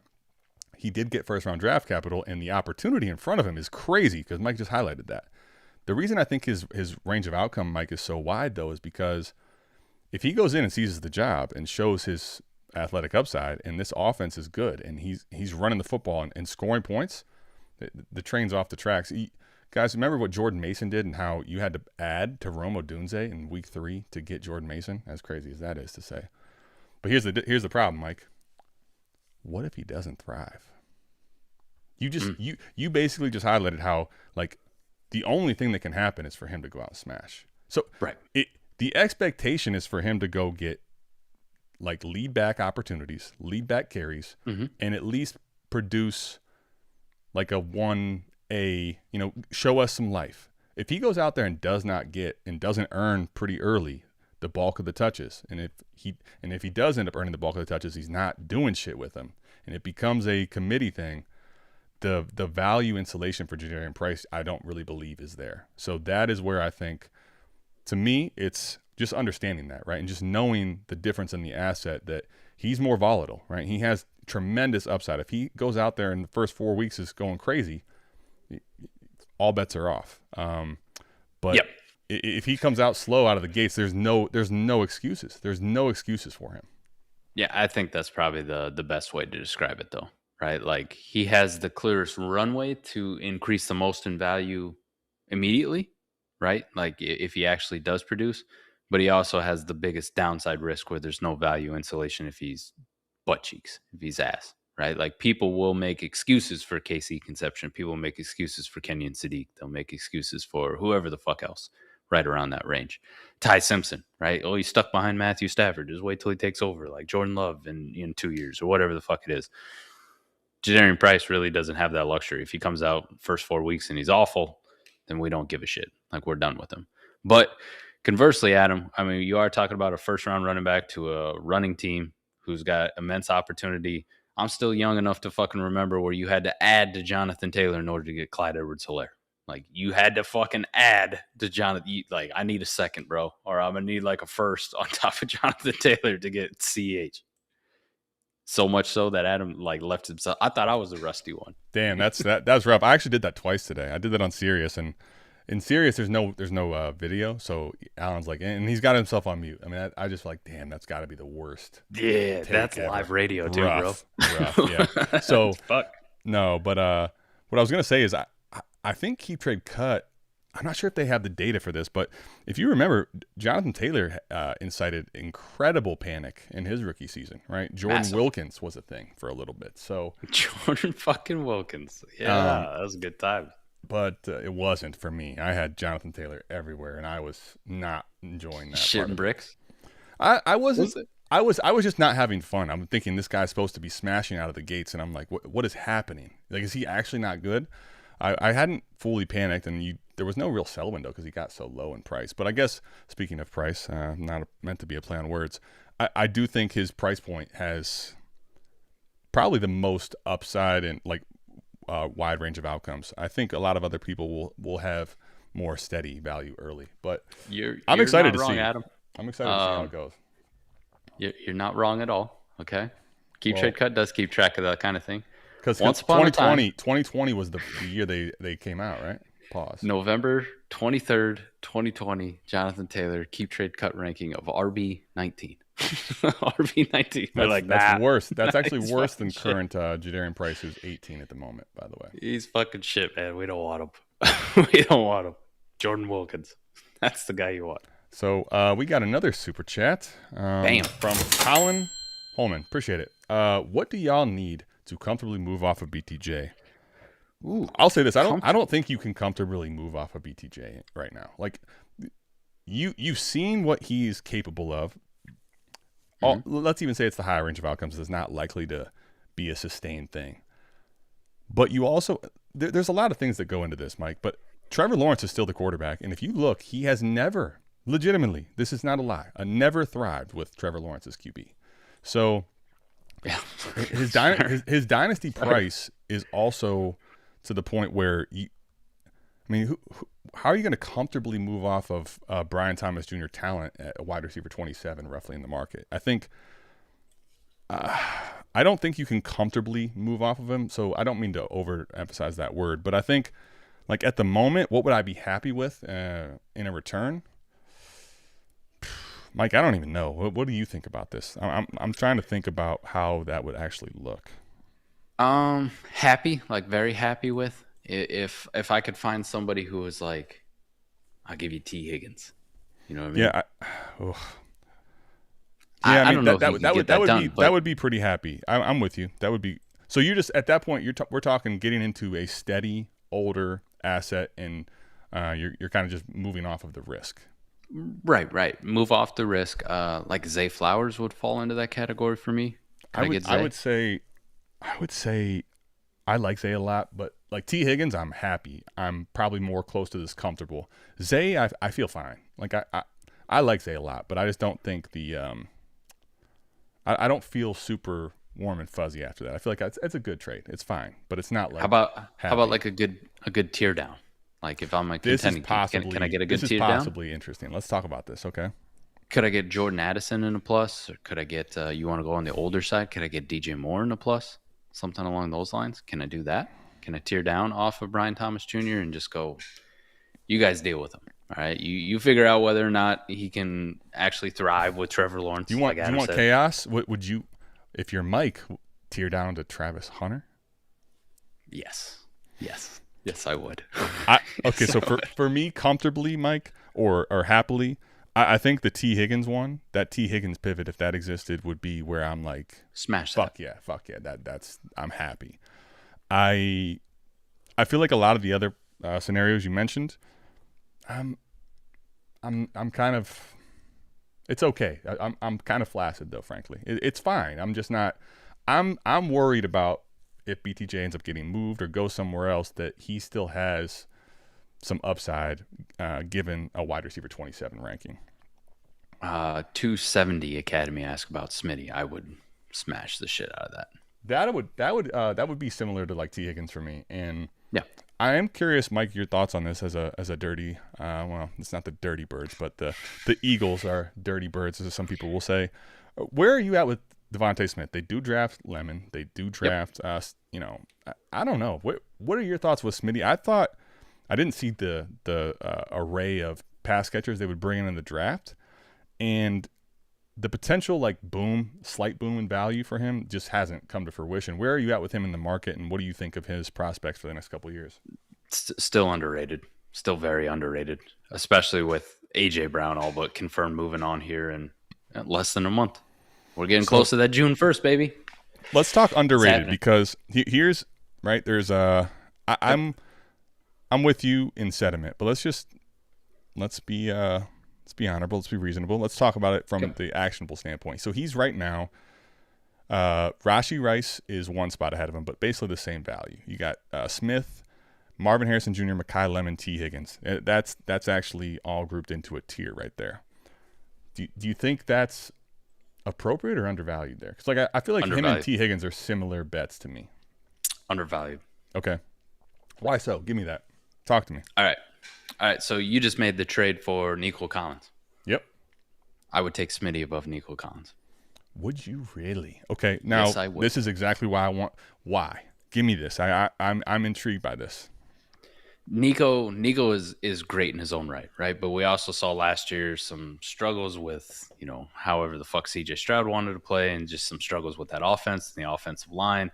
We also got a pretty substantial injury history from Nico Collins versus Devontae Smith. Not as extensive, even though he's you couldn't put two more different wide receivers next to next as far as build. And yet Nico seems to be the one who struggles with nagging injuries a hell of a lot more than the guy who's built like a toothpick, which is interesting, right? Like Smitty will never be able to stay healthy in the league with his build, and yet he does every year. Yeah, every fucking year. Yeah, every year. I would value Devontae Smith a hell of a lot closer to how we value like Chris Olave, Adam. Like really? That is where I want to have the same conversation with Smitty and what he can do this year without AJ Brown there. And just the sheer amount of volume, like he is produced with AJ Brown there at a very respectable level. And now you take AJ Brown out of the equation, and you add in a couple of rookies and some who gives a fuck signings that they made at wide receiver for depth position. The Eagles have always been a target funnel, right? They've always historically been a target funnel. You take out a giant piece like AJ Brown, and it's like, wow, the runway is absolutely cleared for Devontae Smith. The rookies in 2 or 3 years, hell yeah. Could that cut into it? Also, when we're talking about Smitty at 29 or Smitty closer to 30, I get that argument now. But Smitty at a 27-year-old competing with rookies, he is the number one option on that fucking team. Every pass and play this upcoming season is going to have Devontae Smith as probably the first read. Where is he? Is he open? And that is one thing he always does, is get open and makes himself available to the quarterback. So just from a sheer target standpoint, I think we're talking about a wide receiver who's a hell of a lot closer to 13 or 14 than he is in the 20s. Yeah, I mean, I'll say this. if you talk about A.J. Brown in the first couple seasons, right? Now, there's a lot that goes into this, but the first couple seasons when, if you don't remember the early days of content, Mike air humping when the A.J. Brown trade took place was goated content, okay? Fantastic. And whether you think our takes are bad or not, the entertainment, outrageous, okay? He actually did earn at that point league high-end targets, but the last couple years that's not been the case. Now, granted, he's missed some time. I mean, Mike, here's my thing, right? If Smitty can get to that 130, more like 140 range of targets, I can kind of get behind what you're saying. My concern is that not anything to do with his talent, but that he can actually net the sustained volume to be a wide receiver, 150 range of targets, right? I'm not saying he's not a good enough receiver to do it, but is the volume going to be high enough passing? And is it going to be, like you said, with A.J. Brown moving on, is he going to be the target funnel or is he just going to be the first read? I think there is a big difference there. It may be slight. The margins are slim there. But if he's the true target funnel, Mike, you're telling me he's going to get 140 plus targets, I think I would err on the side that you're preaching to for sure. But if he just goes from, let's say, 113 to 130, I don't know. It's going to depend on how good the offense is and how overall the passing volume is. But I want you to keep this in mind, okay? So he had 113. I get you. I'm with you, though. I follow your train of thought. He had 113 targets last year, right? With a year younger Dallas Goedert and an A.J. Brown on the opposite side. In an offense last year, 113 targets in an offense that was fucking abysmal. Yeah, that offense was really hard for everyone to watch. It was brutal. Pause. It was fucking terrible, right? Like, I don't know shit about Sean Mannion and how he's going to call an offense, but I could pretty confidently say it's not going to be as shitty as what we saw last year. Okay. Like there's nowhere to go but up. Okay. When you hit rock bottom, there's nowhere to go but up. He had 113 targets, Adam. So if you talk about, listen, if he gets to 150 targets, which is a hefty fucking number, right? And then you'd be excited for him in his production versus 113. So let's just do some simple math here. A.J. Brown's moving on. To get to 150 targets, Devontae Smith needs another 2.1 targets per game. 2.1 targets per game without A.J. Brown on the other side. I'm not saying it's going to happen, Adam, but I'm just looking at the math numbers and go, 2 more targets a game, no A.J. Brown. Feels fucking doable in an offense that's bound to be better than what the fuck we saw last year. Yeah. I mean, I'm not saying it's not doable. I do think the margins for him to get to the elite range of targets and to be a very good target earner, they're thin. So here's what I'll say: if the offense passes more, if Jalen Hurts' volume goes up just even slightly, we probably are undervaluing the shit out of him. But at the moment, and maybe it's because I just watched the offense last year, I'm still fucking just so. I need to be proved. I need to be proven. And that's right. Fair. Last year left a bad taste in your mouth. Go back 2 years. He averaged the same number of targets per game. 2 years on a team that had wild, right? Yeah, on a team that had Saquon Barkley damn near break the rushing record, right? But he's still averaging the same amount of targets per game, and he's putting up wide receiver 15 in points per game production. Right. On a team that's running the ball, right? Like tush push and Saquon's damn near breaking the rushing record. He was wide receiver 15, Adam, in that fucking offense in per game. Yeah. The writing's on the wall for if Smitty gets just a little bit more volume, the old Jordan, the ceiling is the roof. He could be a wide receiver 1 this year. Like he can easily be a wide receiver 1 this year, and we're ranking him in the 20s. Like that's what we're doing. All right, I feel you. I will say you've given some pretty damn some good thoughts. What I will say is that for me, where I don't think it's undervalued, I think he's probably in a range that's fair. Mike, he's actually ahead of T. Higgins, and T. Higgins, I don't have to wonder if it can happen. This is a wide receiver. You've seen it, and this offense, I know if Burrow's healthy, is going to absolutely throw the fucking piss out of the ball. So, right. To me, that's where, I have T. Higgins in a different tier, and it's not to say that Devontae Smith can't do it. It's that I think there's some things I need to see and be proven that he can, and sustain it. T. Higgins, I think, is a guy that he's got low end wide receiver 1 range of outcomes in most scenarios outside of him missing time. Just to say, if we were to sit here and just draft our underrated team, our underrated dynasty team, Yeah. my wide receiver 1 and 2 are going to be fucking T. Well, Higgins there and you go. Devontae Smith. And that's fair. I'm cherry picking by saying that, T. Right. Higgins we both think is underrated too. So that's 100% fair. I will say then let's talk about this. Just I wasn't planning on doing this, but let's bring Nico Collins into the fold here, because that was another guy that you were mentioning. Talk to me why Smitty over Nico, or let's talk about Nico's situation. Nico's got himself a good situation. And like I said, I like the trade that you made for Nico Collins himself. Like, he's right in that range. Yeah. Me personally, when I talk about it, it's like there's a few more question marks I have about Nico Collins and his situation, and not necessarily his ability, because you've seen some dynamite monster games from him. It's just that offense as a whole. Are you guys ever going to fucking address the offensive line? Like, I think you got a pretty good quarterback in CJ Stroud, but if he's on his back all the time, then you see when you get to playoff time, CJ Stroud comes out and he throws 8,000 fucking interceptions, and it's like the guy's got his ass kicked for an entire. He's like the. I'm not going to put him right in the category of Andrew Luck, but it kind of feels like that situation where it's like, we want you to work miracles and to be the guy, but by the end of the season, you're literally a walking bruise.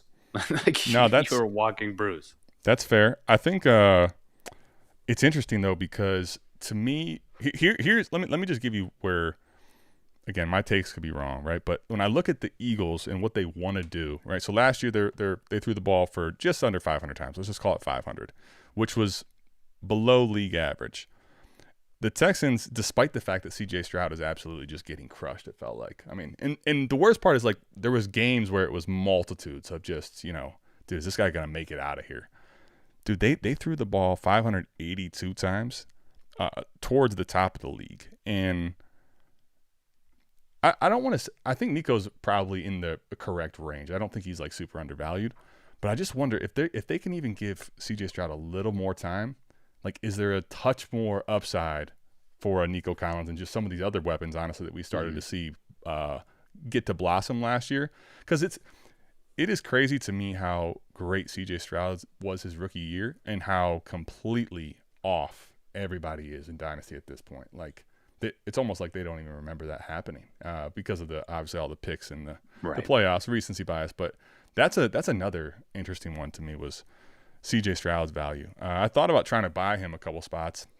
I do think there's a couple, maybe just those leagues, the owners really are partial to Stroud, but like he's right now, CJ Stroud or Tyler Shuck, they're the same price in Dynasty.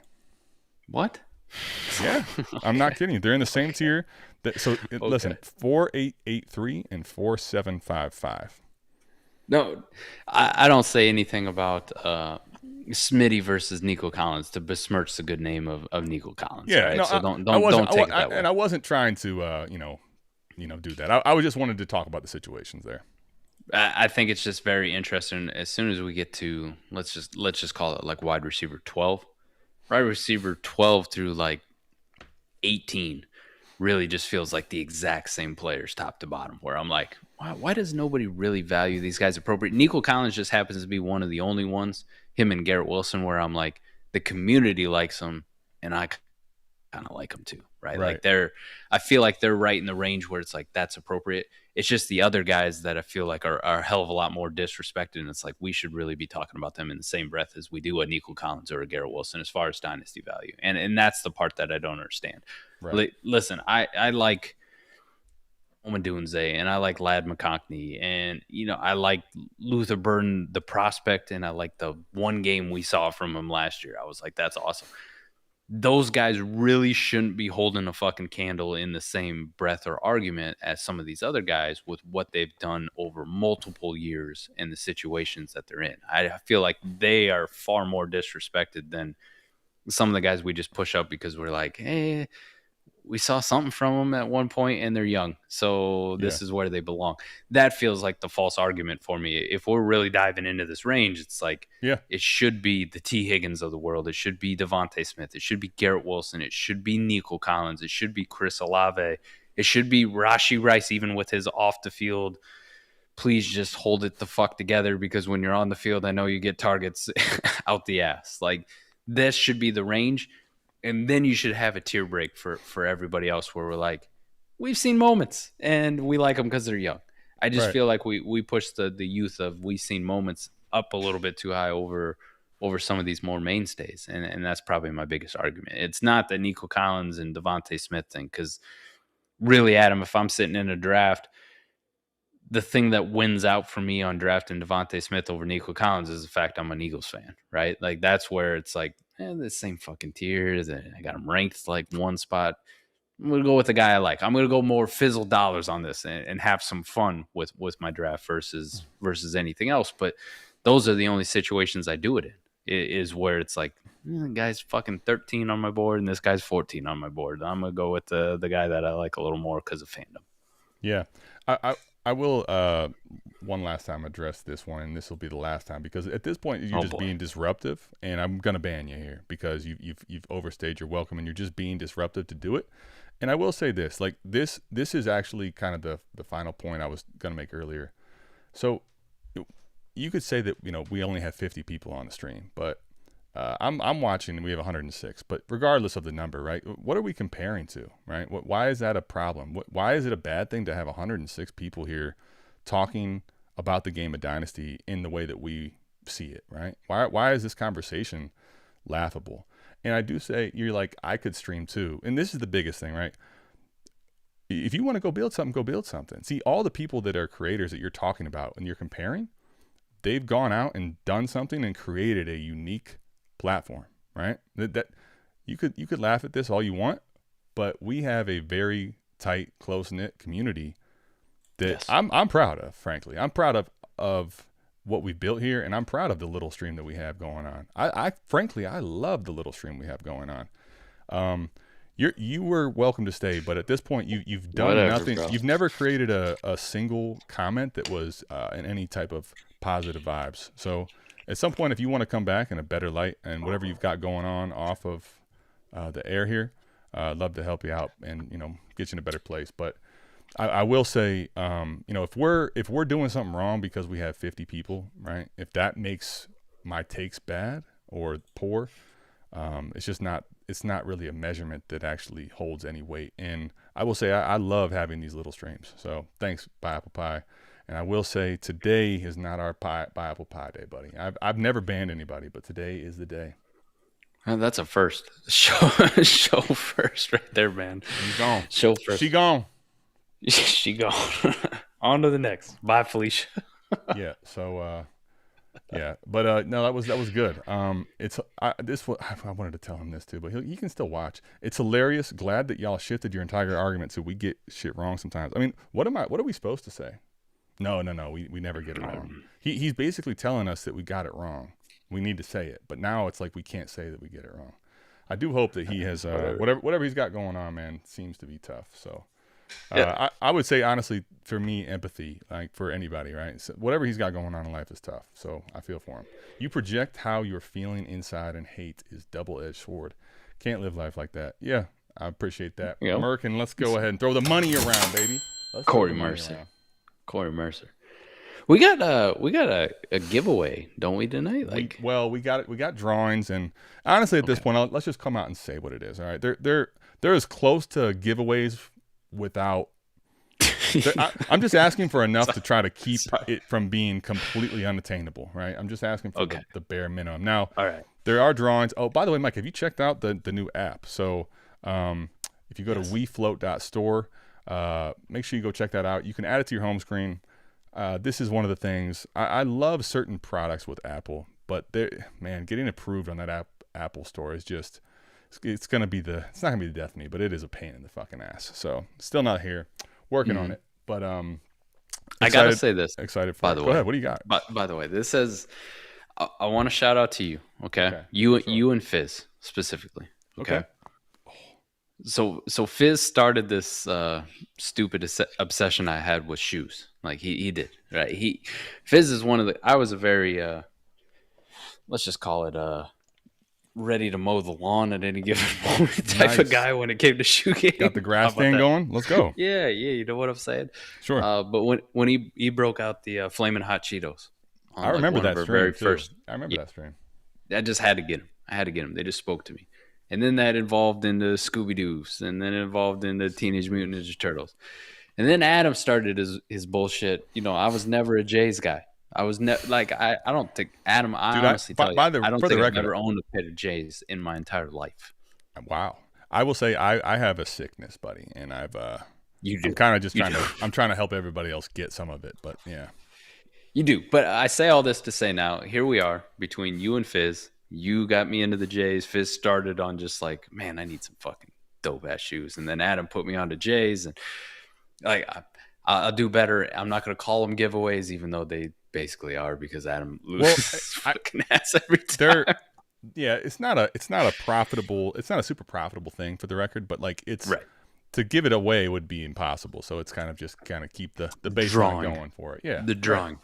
And because I've been a benefactor of winning many drawings, and I've been a benefactor of Adam's good friendship too with just gift shoes from here. I have while it's not Adam's collection, while it's not some of these people you see on TikTok, I have a very it's sizable. Kind of like this. You have it's like a stream of 50. It's pretty damn good. I think highly of it. I have a very sizable collection now, and what's been really fun here, moving to Louisiana. Damn, Jay. Moving to Louisiana and being a freshly single bachelor down here, you know, building my own life on how I want to do things, being able to go out and meet people, you know what I'm saying? When I go to like get dressed up and see what the fit is, I've almost run into the problem now. It's like, which one of these motherfuckers am I gonna put on? Like, which one of these? There's too many options. It's like Sunday when you have a lineup of like, who do I sit? You know? Yeah. So that first pair you gave me, the first pair when I came to the expo last year, you hooked me up with my first pair of Jays ever. The Jordan 1 shattered backboard lows, man. I remember that. Yeah. Very first date here. You know what I was wearing? What? Was it those? Yep. Nice. It was those. I went those. Orange hat to match. Always. Like, you always remember where you started, right? Those. It's crazy because it kind of played into it was just a perfect opportunity to play that into like the Halloween stream, and it was good. It worked out pretty awesome. But yeah. Last night, I had the fit down pat. You know, we had the dark heather gray polo. We had the chain on. Yeah. We had the university blue dress shorts on, and the white and university Jordans that you would also Mike's whole the wardrobe change. He's drinking, although he's out of a solo cup today. He's got the wine going. This guy has grown up into be a. I mean, look at him. Now. And not just that, dude, you have, changed the lifestyle change to get yourself to be where you're at too. Look at this, man. JC Benoit. Mike's a fellow Louisiana, but JC, you down here too? JC. What's up? Benoit. That sounds like something you, like a Benoit. I did beignet, see early in the beignet. chat, somebody asked if I'd had a beignet yet. And man. Have you not? I mean, 2 weeks now I've been down here and I've not had a fucking beignet yet. I got one question slacking, for you. How is that possible? I don't know. But hey, I had a wonderful woman on a date teach me how to eat crawfish for the first time. So listen, we're making progress. Okay, I can eat crawfish now and not embarrass myself. I know how to do it. There's the levels of it are right. You eventually get taught. Now, when you really know is when you can teach somebody else. So I'm looking forward to when you come on to a stream and teach everyone how to do it. That'll be awesome. What I'm really looking forward to is when I can get your ass down here. Yeah. Right. Listen, I would like to go. I have not been since my bachelor party, which, Mike, that was sadly 10 years ago. So I think we're overdue. I got a futon, bro. I don't think there's anything wrong with that. The other chair that you would leave me to, it would be like the casting couch chair. You know, I can't get rid of it.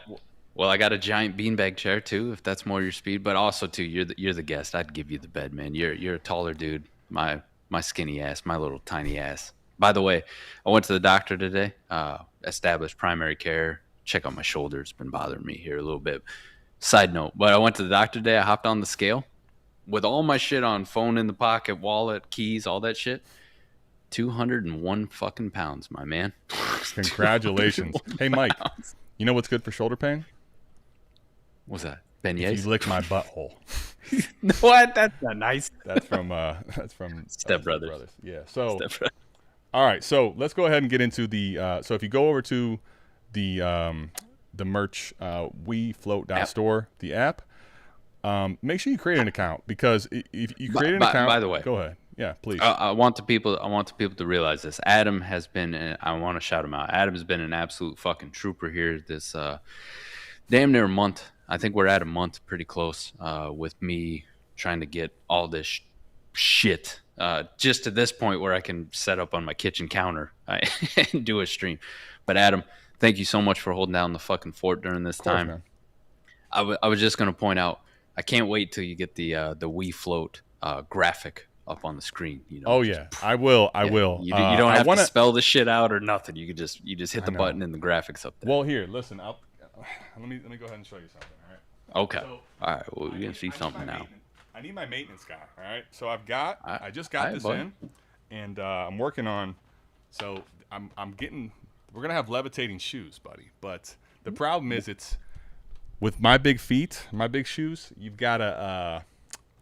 The weight's a little heavy, so I'm gonna have to put some other smaller shoes in there. But what are you at for shoe size, by the way? So it's funny. I really a 15, but it's so hard to find them. I kind of nowadays, since I'm not playing in them, I'll squeeze a 14. But if I was to actually be hooping, I need to have a 15. Maybe it's the fact that half of this Sutter Home Cabernet Sauvignon is gone. Sauvignon, okay. But I'll say it. I've seen the hammer on this fucking guy. 15 fits. Wow. Well, you know what they say about big shoes? Big socks. Big socks. But yeah. So and I will say, Mike, here's what I want you to think about with that. Right. I'll give you this. The amount of shoes I have, and as difficult as it's been to find all the shoes that I get at size 15, imagine if I had a size 10, it would just be crazy. I'm not really wishing that, but I'm saying it was difficult at times to get to 15. So let's go ahead and go into not giving 15s away, because most people don't really want them. No one cares about them. But let's get into the merch here. All right, so we've got two dope pieces here. Hold on, let's get this first. Listen, I've been a lot of certain stuff. I'm only coming with a large or an extra large, and I felt like, you know what, we need to get our big shits back in the game, right? So we got triple and double, all right, with the hex head, heathered hexed. So we've got a little wheel to see who ends up winning this drawing. So let's go ahead and run that one. I saw this giveaway. One, you lost me at big shits, because I just remembered I'm not one anymore. Well, dude, it's honestly, it almost brought a tear to my eye. I'm like, holy crap, man, this guy was Mike, since literally, to give you an idea, I want to give Mike a little shout out too. To give you an idea of Mike's journey. When I first started this idea of trying to actualize the merch for South Harmon, it was a little over a year ago. Mike was telling me he's a triple X, right? So I'm like in my trying to get stock. This dude is a large now. Okay, he's gone from triple to double to X to large in about a year's time. So even if you think you've been doing it wrong, like Buy Apple Pie says, Mike just showed you in a year the transformation you can make. So we go to the store, we shop larges now, right? Like, I gotta remind myself. But so the size lost me on it. But then too, I remembered I'm in fucking Louisiana. I don't need sweaters or sweatshirts no more, bro. Like, I don't. Well, I just don't. If you run that, you start having that spicy food, and you start putting the AC up. You never know. You might just here and there. You won't need it long term, but But now I'm a single guy. Well, you're never gonna need that puffer though. Unfortunately, now probably. I do have them both in my closet, and I told Adam when I moved down here, I said they worked fantastic for wrapping up my my computer to make sure that it wasn't gonna get fucking bounced around on a 1,000-mile drive. Even if it's not conventional, at shit, we will never let something like that go unused. Let's go ahead and get into the first drawing here. All right. I didn't even get a chance to predict this one, so you're welcome. Like, I can't fuck you over on this one. Let's see. What do we got here? Funny Johnny. Funny Johnny. That's a new one. Yes, it is. Congrats, Funny Johnny. And you know what's crazy? Dude, hold on a second. Mike didn't have a chance to ruin this, but let me just make sure my eyes are not deceiving me. In the merch tier, he's clearly watched. This is his first time. He says, I would like to press my luck. Can't wait to listen to the show tomorrow. So he went to bed. He knows the drill, and he says, I want to press my luck. Good for you. This motherfucker, listen, I love the confidence, too. This motherfucker was like, I'm going to win. And we're lucky that I didn't give you the screenshot version first. I was kind of putting this early, and we just ripped the Band-Aid. So good for him, buddy. Let's go. Call your shot. Johnny. Call your shot. There's nothing funny about Johnny.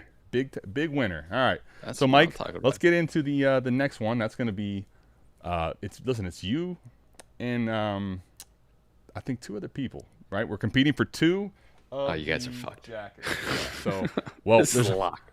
The thing is, I only have so much stock of it, but there's only going to be 1 loser, 2 winners. Let's see what we get. That's fair. And this I can actually use because it will not stop fucking raining down here. I will say that jacket. I had to take one. So sorry, guys. It will not fucking stop raining. Oh! Talos. I thought you had it, but Well, no. I thought I did too. All right, Mike. All right, You it's me and you, And football pop. pop 69. I mean 69 football pop. That sounds tough to beat. That's But tough. McNuts That's also tough. tough. That's tough. It's 2 guys who don't deserve to lose. Let's see who gets it now. Mano y mano. Actually, I might have to Louisiana energy. respin. Hopefully it's not Talos again. Yes. Well, some things don't change. A lot of things in life change, but some things don't. And we pressing it. All right, we never not press. All right, so we'll go in order. Funny Johnny already told us that, he wants to press his luck. Nolan Richardson. You remember those days with Arkansas? Of course, yeah. We run press all day. Yeah, there's only 1 speed, right? It's like it's Havoc, right? You remember Havoc from back in the Shaka Smart? All right, so here we go. So this is Funny Johnny's press the luck. This is Funny Johnny's press the luck. I didn't even see what the options were. So I couldn't even predict it. Sorry about that. That's all right. Fuck. Fuck, bro. Dude, the pine green foams. Oh my gosh, there, I got a pair right here. These are honestly one of my favorites. Some people know them as the Green Goblins. Dude, they are bury me in my foams. All right, these are so sick. They have it's crazy. It's hard to do justice because they based on where they're standing, they really they kind of change the shade that you're looking at. The Green Goblins, buddy. That's actually he got the hex marked hoodie too. That's a great pair, buddy. Funny Johnny. Those are amazing. Ain't nothing funny about the package coming your way, my friend. Pause with the size 15s. That could have been a little over Those the are top. dope as fuck. All right. We'll get into now. So this is going to be Talos. This is your press the luck. Are you? If you're here, are you pressing the luck? I pretty much press the luck. You'd be a fool not to press the luck. Yeah. Yeah. With the amount of money Adam just I do think away. Apple Pie probably wouldn't press his luck, to be honest. Though. You're right. He sure as fuck can't now. Sorry. All right, let's see what we get here, buddy. I'm feeling them unks. All right. UNC 14s. Fucking what's up? And now here, I'm actually so Mike. They're upstairs. You have a pair with you. You can show them off. Yeah. In the closet. Be right back. Mike's cleaning out his closet. So he's gonna get a pair of he's gonna show us a pair of the 14s. Talos, I think actually. So, by the way, shout out to the Patreon, patreon.com/South Harmon. Talos won. This is what's nice about me having a small apartment. Where are we at? Right here. There we go. Oh yeah, there they go. There they go, Hey, buddy. and I told you I wore the ones on the first date. Second date, 14s. 14th. Nice, buddy. Let's go. All right, so Mike, here's the wheel. You can get a good gander at it, right? So you have the 14s, but you don't have the foams, the voodoos, and The voodoos. By the way, the hat is on here too, and the hat is the hella dope. But these are I've got a handful of these. These are samples for now. If you like them and they work out well, we'll get a bunch more on order. Is that hat that's on the wheel? Is it actually that light blue? Exact picture. Yeah, let me get the. Here, I actually have it right here, buddy. Ooh. Oh, are you calling your shot? Is this what you want? Dude, you know how many pairs of shoes I have that go with that? So this is the let's see if I can get it. Oh, there we go. A little focus on it. Beagle said he's witnessing me coming out of the closet tonight. That's fucking. I had a feeling as soon as the way you phrased it and everything, there was no way it wasn't going to get a lot of comments. All right, Mike. So you're calling your shot. What do you want? Well, give me your order here. I'm gonna call them voodoos. All right, I'm gonna call them voodoos. Buddy, the voodoos are. We're gonna call the voodoos. You want the voodoos? Everybody should want the voodoos. Let me show you these. This is the Halloween theme. It's crazy again. This is New Orleans themed shoes. This is what I was going with, and then Mike ends up getting a job down there. But No way. Yeah, so these aren't laced up, but they have rope lacing. There's so many details about the Voodoos that are crazy. They have a little bit of the green. The back here is highlighted like vapor green, but the Nike's upside down. Inside you have all this like crazy. I'm just spitballing. I don't know if it'd be a faux pas or crossing the line. But if you swap them laces out for that same color lace that's on the back accent there, that little well, dude. lime green. Well, let me show you. They come with 3 extra laces. Green. So you get some green. No. Yeah. Oh, yeah. No. Buddy. So I have a pair, and my one pair has this on it, and the other one has the rope on it. Gray, and then the black. Okay. So and the black. The rope is really dope, though. The rope is really dope too. And by the way, the football on the Halloween logo, I used the rope from the laces in the stitching. So we're going Voodoos. You're going Voodoo. So Voodoo 1. What's your second choice? And then we'll get this thing running. Them pine greens are the foam. Those are definitely my top 2 here. And then no shade to the hat. That'd be my third choice because I already got a pair of 14s. All right, well then, if you end up getting the 14s, we'll figure something out. But let's run this thing, huh? Yeah. Well, once upon a time, I made a trade with Jaxon live on air. That was when I'm like, all right, we need to have some rules around this. Okay, you guys are just getting rid of the gifts I just gave you. You know, Jesus, man. Oh, okay. All right, we got the hat. All right, I'm telling you, I got these 14s. I got them white and university blues. Like that hat's gonna pop. Plus, this will be on content on camera. You can put this on and everyone can see it. Shoes, you'll have them, but no one knows. So, all right, pretty good and successful drawing and wheels here. A lot of fun. I had a lot of fun tonight. If you guys have any questions that you want me to answer before you get out of here, obviously super chat's the best way to do it. But I will go through and see if there's any quick ones here, real quick. What do you got, Mike? Holler at me. For me, man, just life update. We're getting settled here. Talk to us. This whole thing, I'm getting work functional. Functional. It's a little bit of a mess, but I'm working through it, especially early. I'll say this for content. Anybody who's been missing me, listen, I'm gonna have a hell of a lot of free time here as soon as I get some things settled down around here. So we're back on AMA. Adam and I will be bringing back the trade show here pretty soon. And then I'm going to get my rookie ranks updated. I'm going to get these fucking leagues that have been neglected that I commissioned. My apologies for it. The ones that survived, great. The ones that died, my bad. But yeah, pretty soon, Adam, I'll be firing all cylinders while I'm down here. And I can't wait. Just to be able to come home after a day's work. And I got no fucking responsibilities outside of work. So we're just going to sit down in the lab and start cooking.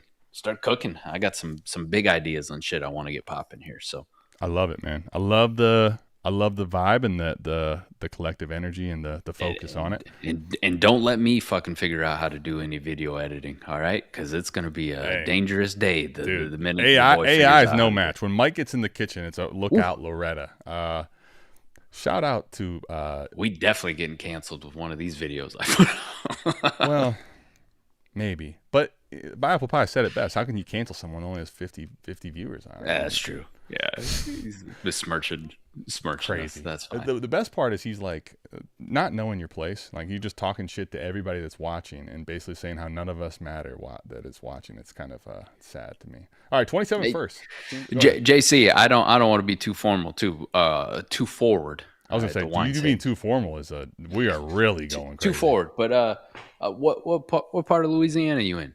I really don't know the area. I've been to Baton Rouge and Hammond, obviously. Those are the only 2 fucking spots. So between here and Baton Rouge, I got an idea of where the hell I'm going. I figured out where Target is. I figured out where Raising Cane's is, Chick-fil-A, and my work. That's about it. But I don't know how far away from Hammond. We might have to have a little night out on town sometime, JC. Yeah, JC. Honestly, for me too. I need someone to take care of him, make sure he's everything's going okay. Make sure he's good. 27 first. Lafayette. Okay. Lafayette. Oh, Lafayette. I think that's nice. Louisiana Lafayette. That's a little bit. I think that's a little bit. Cajuns. Yeah, that's a little bit over an hour, I think, from here. But Everything seems fucking close to me. When I live in Iowa, it's fucking farms and everything's spread the fuck out. Everything around here feels like it's an hour away. It Right? feels really not does. like Iowa. Yeah. Yeah. It feels like, dude, I could literally be at the Superdome in under an hour. I could be at Tiger Stadium in under an hour. I can be in Dates and Baton Rouge in under an hour. Yeah. Even some people that I've been talking to who are in like Biloxi area, I'm like, oh man, that's like an hour and 20 minutes away, and that's a different fucking state. That's in fucking Mississippi, and there's a beach there. That's fucking crazy to me. It's crazy to me. I think about in Iowa, I'm like an hour away. Gets me to another farm. Gets me to some more pig shit. Awesome. Hey, shout out to the Raging Cajuns. Mike, the first time I played, like franchise mode on Dynasty. Yeah. Dynasty, yeah. Mike was years and years ago, and the Raging Cajuns, buddy, took him all the way to win it all. 27 first seems to be insane, rightfully so, but thinking of trading some of them for production. Any suggestions for who to target? Yeah, I think. Listen, this is a good and I think prudent thought. I do think you've got to take some things into consideration. Mike, I'll let you lead this off, buddy. Yeah. For you, where do you project your team? Honestly, and I mean the cold hard truth of it. Like you're like, man, Adam, you and I used to do this little exercise with our teams, and we do it on team reviews. Yeah, they got this keep 3, cut 5. Like take 3 of your best players, and how does it look now? Yeah, and say, man, I don't got these 3 guys. What does my team still look like? And if your team still looks good, and you're like, man, I take 3 of my best players, and yeah, we're still firing. Awesome. You can confidently project that as a mid to late first. Okay. If you take 3 away and you go, man, I'm fucked. Yeah, if you're telling me the Titanic is going to hit the glacier and then all of a sudden the iceberg changes. Now it's not going down. Okay, we can have a different combo here. That changes the answer. But if you're just looking for like a 1-for-1 and you go, man, this is definitely a mid to late first, even if some bad shit. Here's the one thing though. I want to put this out too. You're saying trading some of them, so he's got multiple. And but this is very good information in the conversation around trading your own. I'm with you wholeheartedly on this. I mean, if you're looking at production, let's start talking about some of the guys that we talked about tonight. Listen, if I got a mid to late first, even if bad shit hits my team and I'm trying to add some more firepower to this, Olave, Smitty, Nico Collins, Adam put up there, T. Higgins, like those kind of guys. Kenneth Walker, if you're looking for more like running back kind of stuff. Like that's kind of range that I think I'm going to operate in. That's where I'm going to kind of shore up stuff. If you have a Trav, quarterback need. Give me your sleeper username. Mike keeps going. I'm going to go pull this up on the lab. I think we're going to go do a little deep dive on this to get out of here. A little deep dive? There you go. Yeah. If you wanted to get a little bit more risky with those first, Breece Hall, a Christian McCaffrey, a Saquon Barkley, some of those guys, right? Like I would be willing, if I'm in a pretty damn good spot and I just want to add a little bit more firepower, go ahead. I'm going to stay away from the tight ends. And then I'm going to assume if you're already a pretty good team, you don't really need a good Superflex quarterback because you probably already have one on your squad. But if you don't and you're trying to do it, I'm sniffing around to the guys who got Jalen Hurts and Bo Nix of the world. I'm seeing who's got Dak Prescott. I'm seeing who – I don't even have to send even close to a first for this, but Matthew Stafford, right? Like that is what I'm doing to try to shirt up and make multiple moves. But if you're talking if it's on the more risky side, then adjust accordingly. All right. If you're looking for production on your team, then you go, all right, what CeeDee Lamb? like, can I get CeeDee Lamb does this guy really think my pick might be early? I'm going to need to land on like a Justin Jefferson, a CeeDee Lamb type. Like those guys who I think are tier 1 kind of guys, but people don't like them for various reasons. So just adjust it based on how your team actually is. And I can't stress this enough. And Adam and I have talked about it a million times when we do team reviews. Be brutally honest with yourself. Like you have to be brutally honest. Don't fucking lie to yourself about how good your team is. I mean, be a glass half empty kind of guy when it comes to evaluating your team. If you're going to push in your 27 pick, do the same thing when you talk about it when you got other people's picks, right? And you're like, this guy, if everything went wrong for him, could be the 104. That sucks. Okay, so I'm going to trade that for that value, and I'm not just going to give it up for free. Well said. I like it. Here's what I'll say, AJ. So I got you pulled up on the lab. You're in a handful of leagues here. Is there ones that you're thinking about specifically? I like to try to talk a little more in depth, and I think here's what I'll say. Not that Mike, I'm not trying to say you didn't talk in depth, because you definitely did.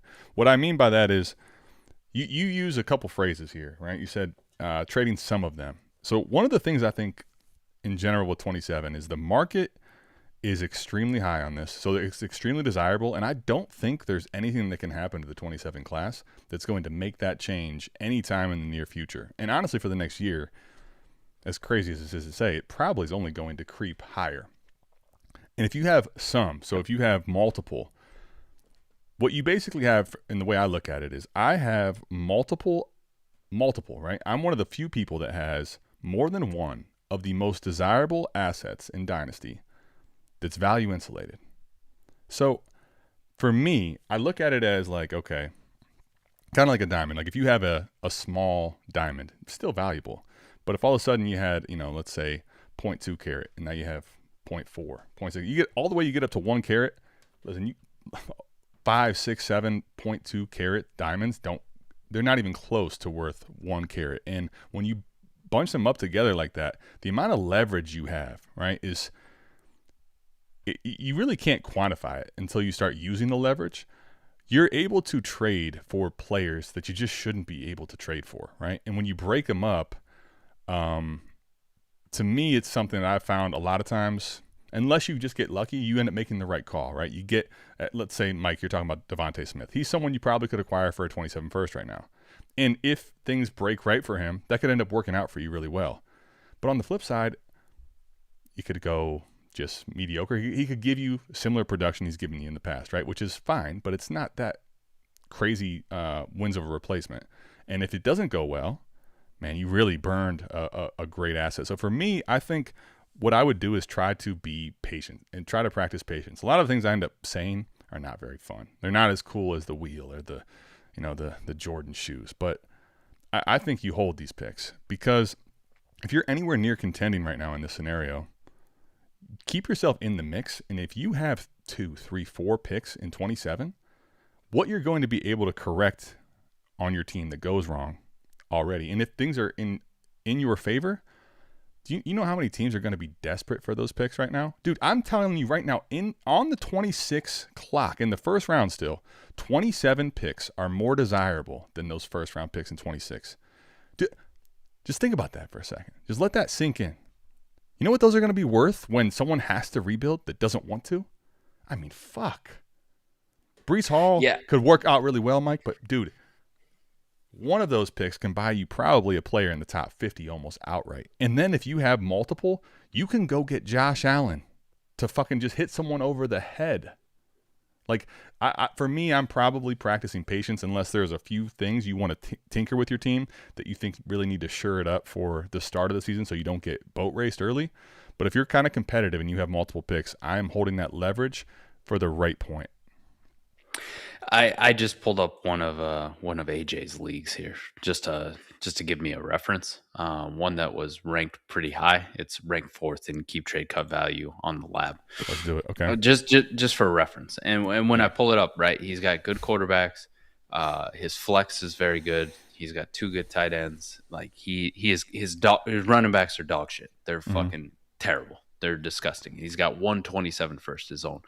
That's okay. When we're talking about the possibility of you pushing that in, when I look at that roster with like the glaring hole at running back and then overall lack of depth that you have, if I'm pushing that 27 pick into Adams Point and it's going to be for a running back, I'm asking for Bijan Robinson, Jahmyr Gibbs, Jeremiah Love, and Ashton Genty, and that is end of fucking list. All right? I want nobody else outside of that fucking range, because if something bad happens to this fucking team, we're looking at a pick in 2027, like Adam said, is just going to keep going up and up and up, and it's going to keep climbing. That the value on that fucking thing is going to far outweigh Devon Achane or like that next tier of running backs that you're going to get. where it's not even going to be fucking close. So that is what you have to keep in the back of your mind when you're trying to do that. Like, man, I'd like to fill out this running back room. Don't do it at the expense of going for like A-Chain might be worth a 27 pick or whatever it is. Because if something goes wrong with your team, when we talk about this or you look at it next year and you don't have that pick, the guy who's holding the 103 or the 104, whatever that pick ended up becoming, is going like, fuck, I'm so glad I got this fucking thing over Devon A-Chan. I killed this motherfucker on this trade. Like, I absolutely bent him over. So Right. don't do stuff like that. You have to do moves and you have to set your boundaries in your asking price so fucking high where it's almost abysmal. And I'm not saying people won't do it. Adam and I have been in enough leagues and we've seen shit where people will trade for a potential 103 or 104 in 2027 looking at a team, and they will give away an Ashton Genty. And you're like, all right, well, worst case fucking scenario, this guy broke even. Like 2027 103 or 104 is probably worth the same as Ashton Genty next year. Like, he really is. So Yeah. that's the kind of mindset that you have to have. But also, to Adam's point, is keep that in mind, that school and who's actually good and who got the draft capital. The sky's the limit on these picks right now. It really is, and you have to keep that in mind. Yeah, I put a link there in the chat for you guys, and I'll put it in the description after here. It talks about a lot of the things, Mike, we were just talking about. I do an actual exercise with the team. It's a solo video I did where I go through and take 2 players away. How does his team look? Talked about a trade he made, and I'm like, stop doing this, right? And stop trading your firsts and your picks away just to get players when you're kind of impatient. I'll say this. I'm looking at your team here, this specific league, right? Next week I'll have it set up, and maybe we'll do some lab stuff. Honestly, it's I know you enjoy it too, going through team, kind of like mini team reviews, just giving you a little taste, right? You're looking at Jared Goff, Devon A-Chain, Jonathan Taylor. You got Puka, Jefferson, Hawk, Burden, Devontae Adams, Michael Penix, right? And the bench is it's not great, but there's some guys out there, some Travis Hunters, if you can interest you in that, Jacoby Myers. Like, it's okay. You've got 227 firsts, and you got a 28. So, like, this team here, when I look at it on paper, you got high-end competitors. You're definitely in the mix, right? Keep trade cut value for starters is within reason of the pack.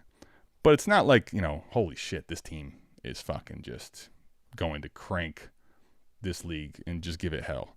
I mean, you're already starting Ricky P, probably. Ricky P, Travis Hunter. Your flex spots aren't, like, dominant. So the way I look at this in the video I highlighted there, think about this. When I'm pushing picks, and if I'm going to do it, especially now, I ask myself this.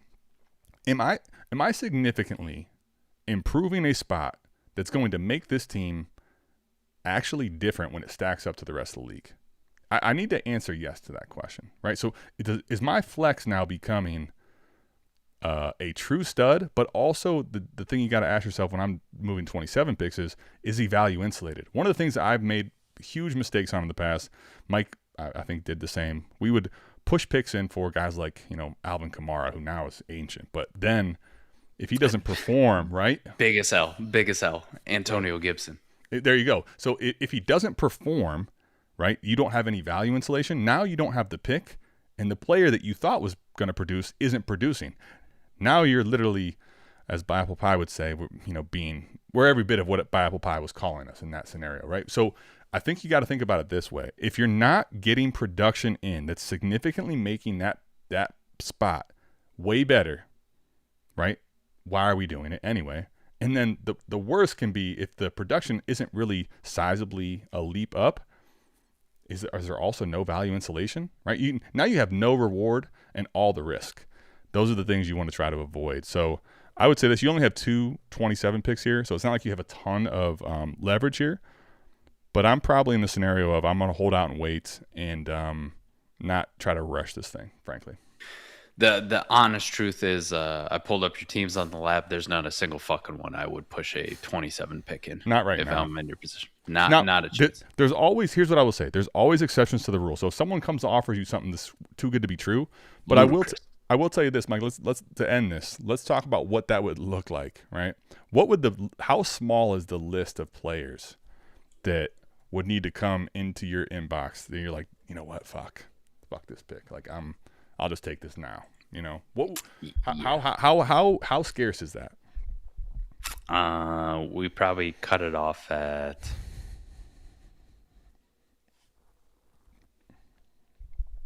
16. I was gonna say yeah, because like I go to let's just go right around to the late 20s and early 30s. Like I know this is gonna sound crazy for people, but I don't think I'm doing that on your teams for George Pickens. I'm just not doing that, honestly, right? And you could call me crazy, and I could end up being foolish for that. I'm not doing it for Tyler Warren. I'm not doing it for Bo Nix. I'm not doing it for Colston Loveland. Like you got to probably get me at least in the top 20, top 25 range for sure to be thinking about it. And again, those are the thoughts I think you should think about. Just based on keep trade cut Adam, I'm looking at like 15, 18. Amon-Ra, yes. Right. Jeremiyah Love, yes. Genty, yes. And then you get to people love Joe Burrow. I get it. He's awesome. But even that, I'm sitting there going, I'm good.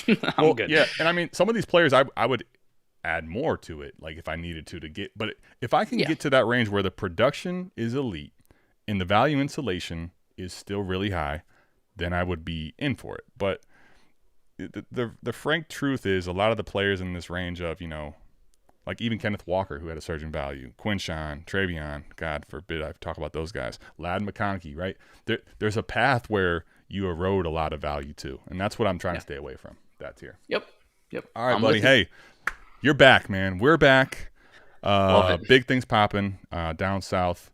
We appreciate everybody, including Buy Apple Pile, though we had to take his phone away from him. We really do appreciate the community. Mike being back, although he's in a new state, we're going to be bringing you the same dope content. Appreciate everyone, all the love tapping in. Make sure you go check out the new app. Also, I meant to say this earlier, but if you're still here with us at this point, it would be amazing. Golf outing, July 11th. All the information is on the app as well. Would love for you to be there. Whether you're good or bad at golf, you want to come have a great time. Ooh. We are going to be lighting it up on the course, one way or the other. Maybe not the scorecards, but getting after it.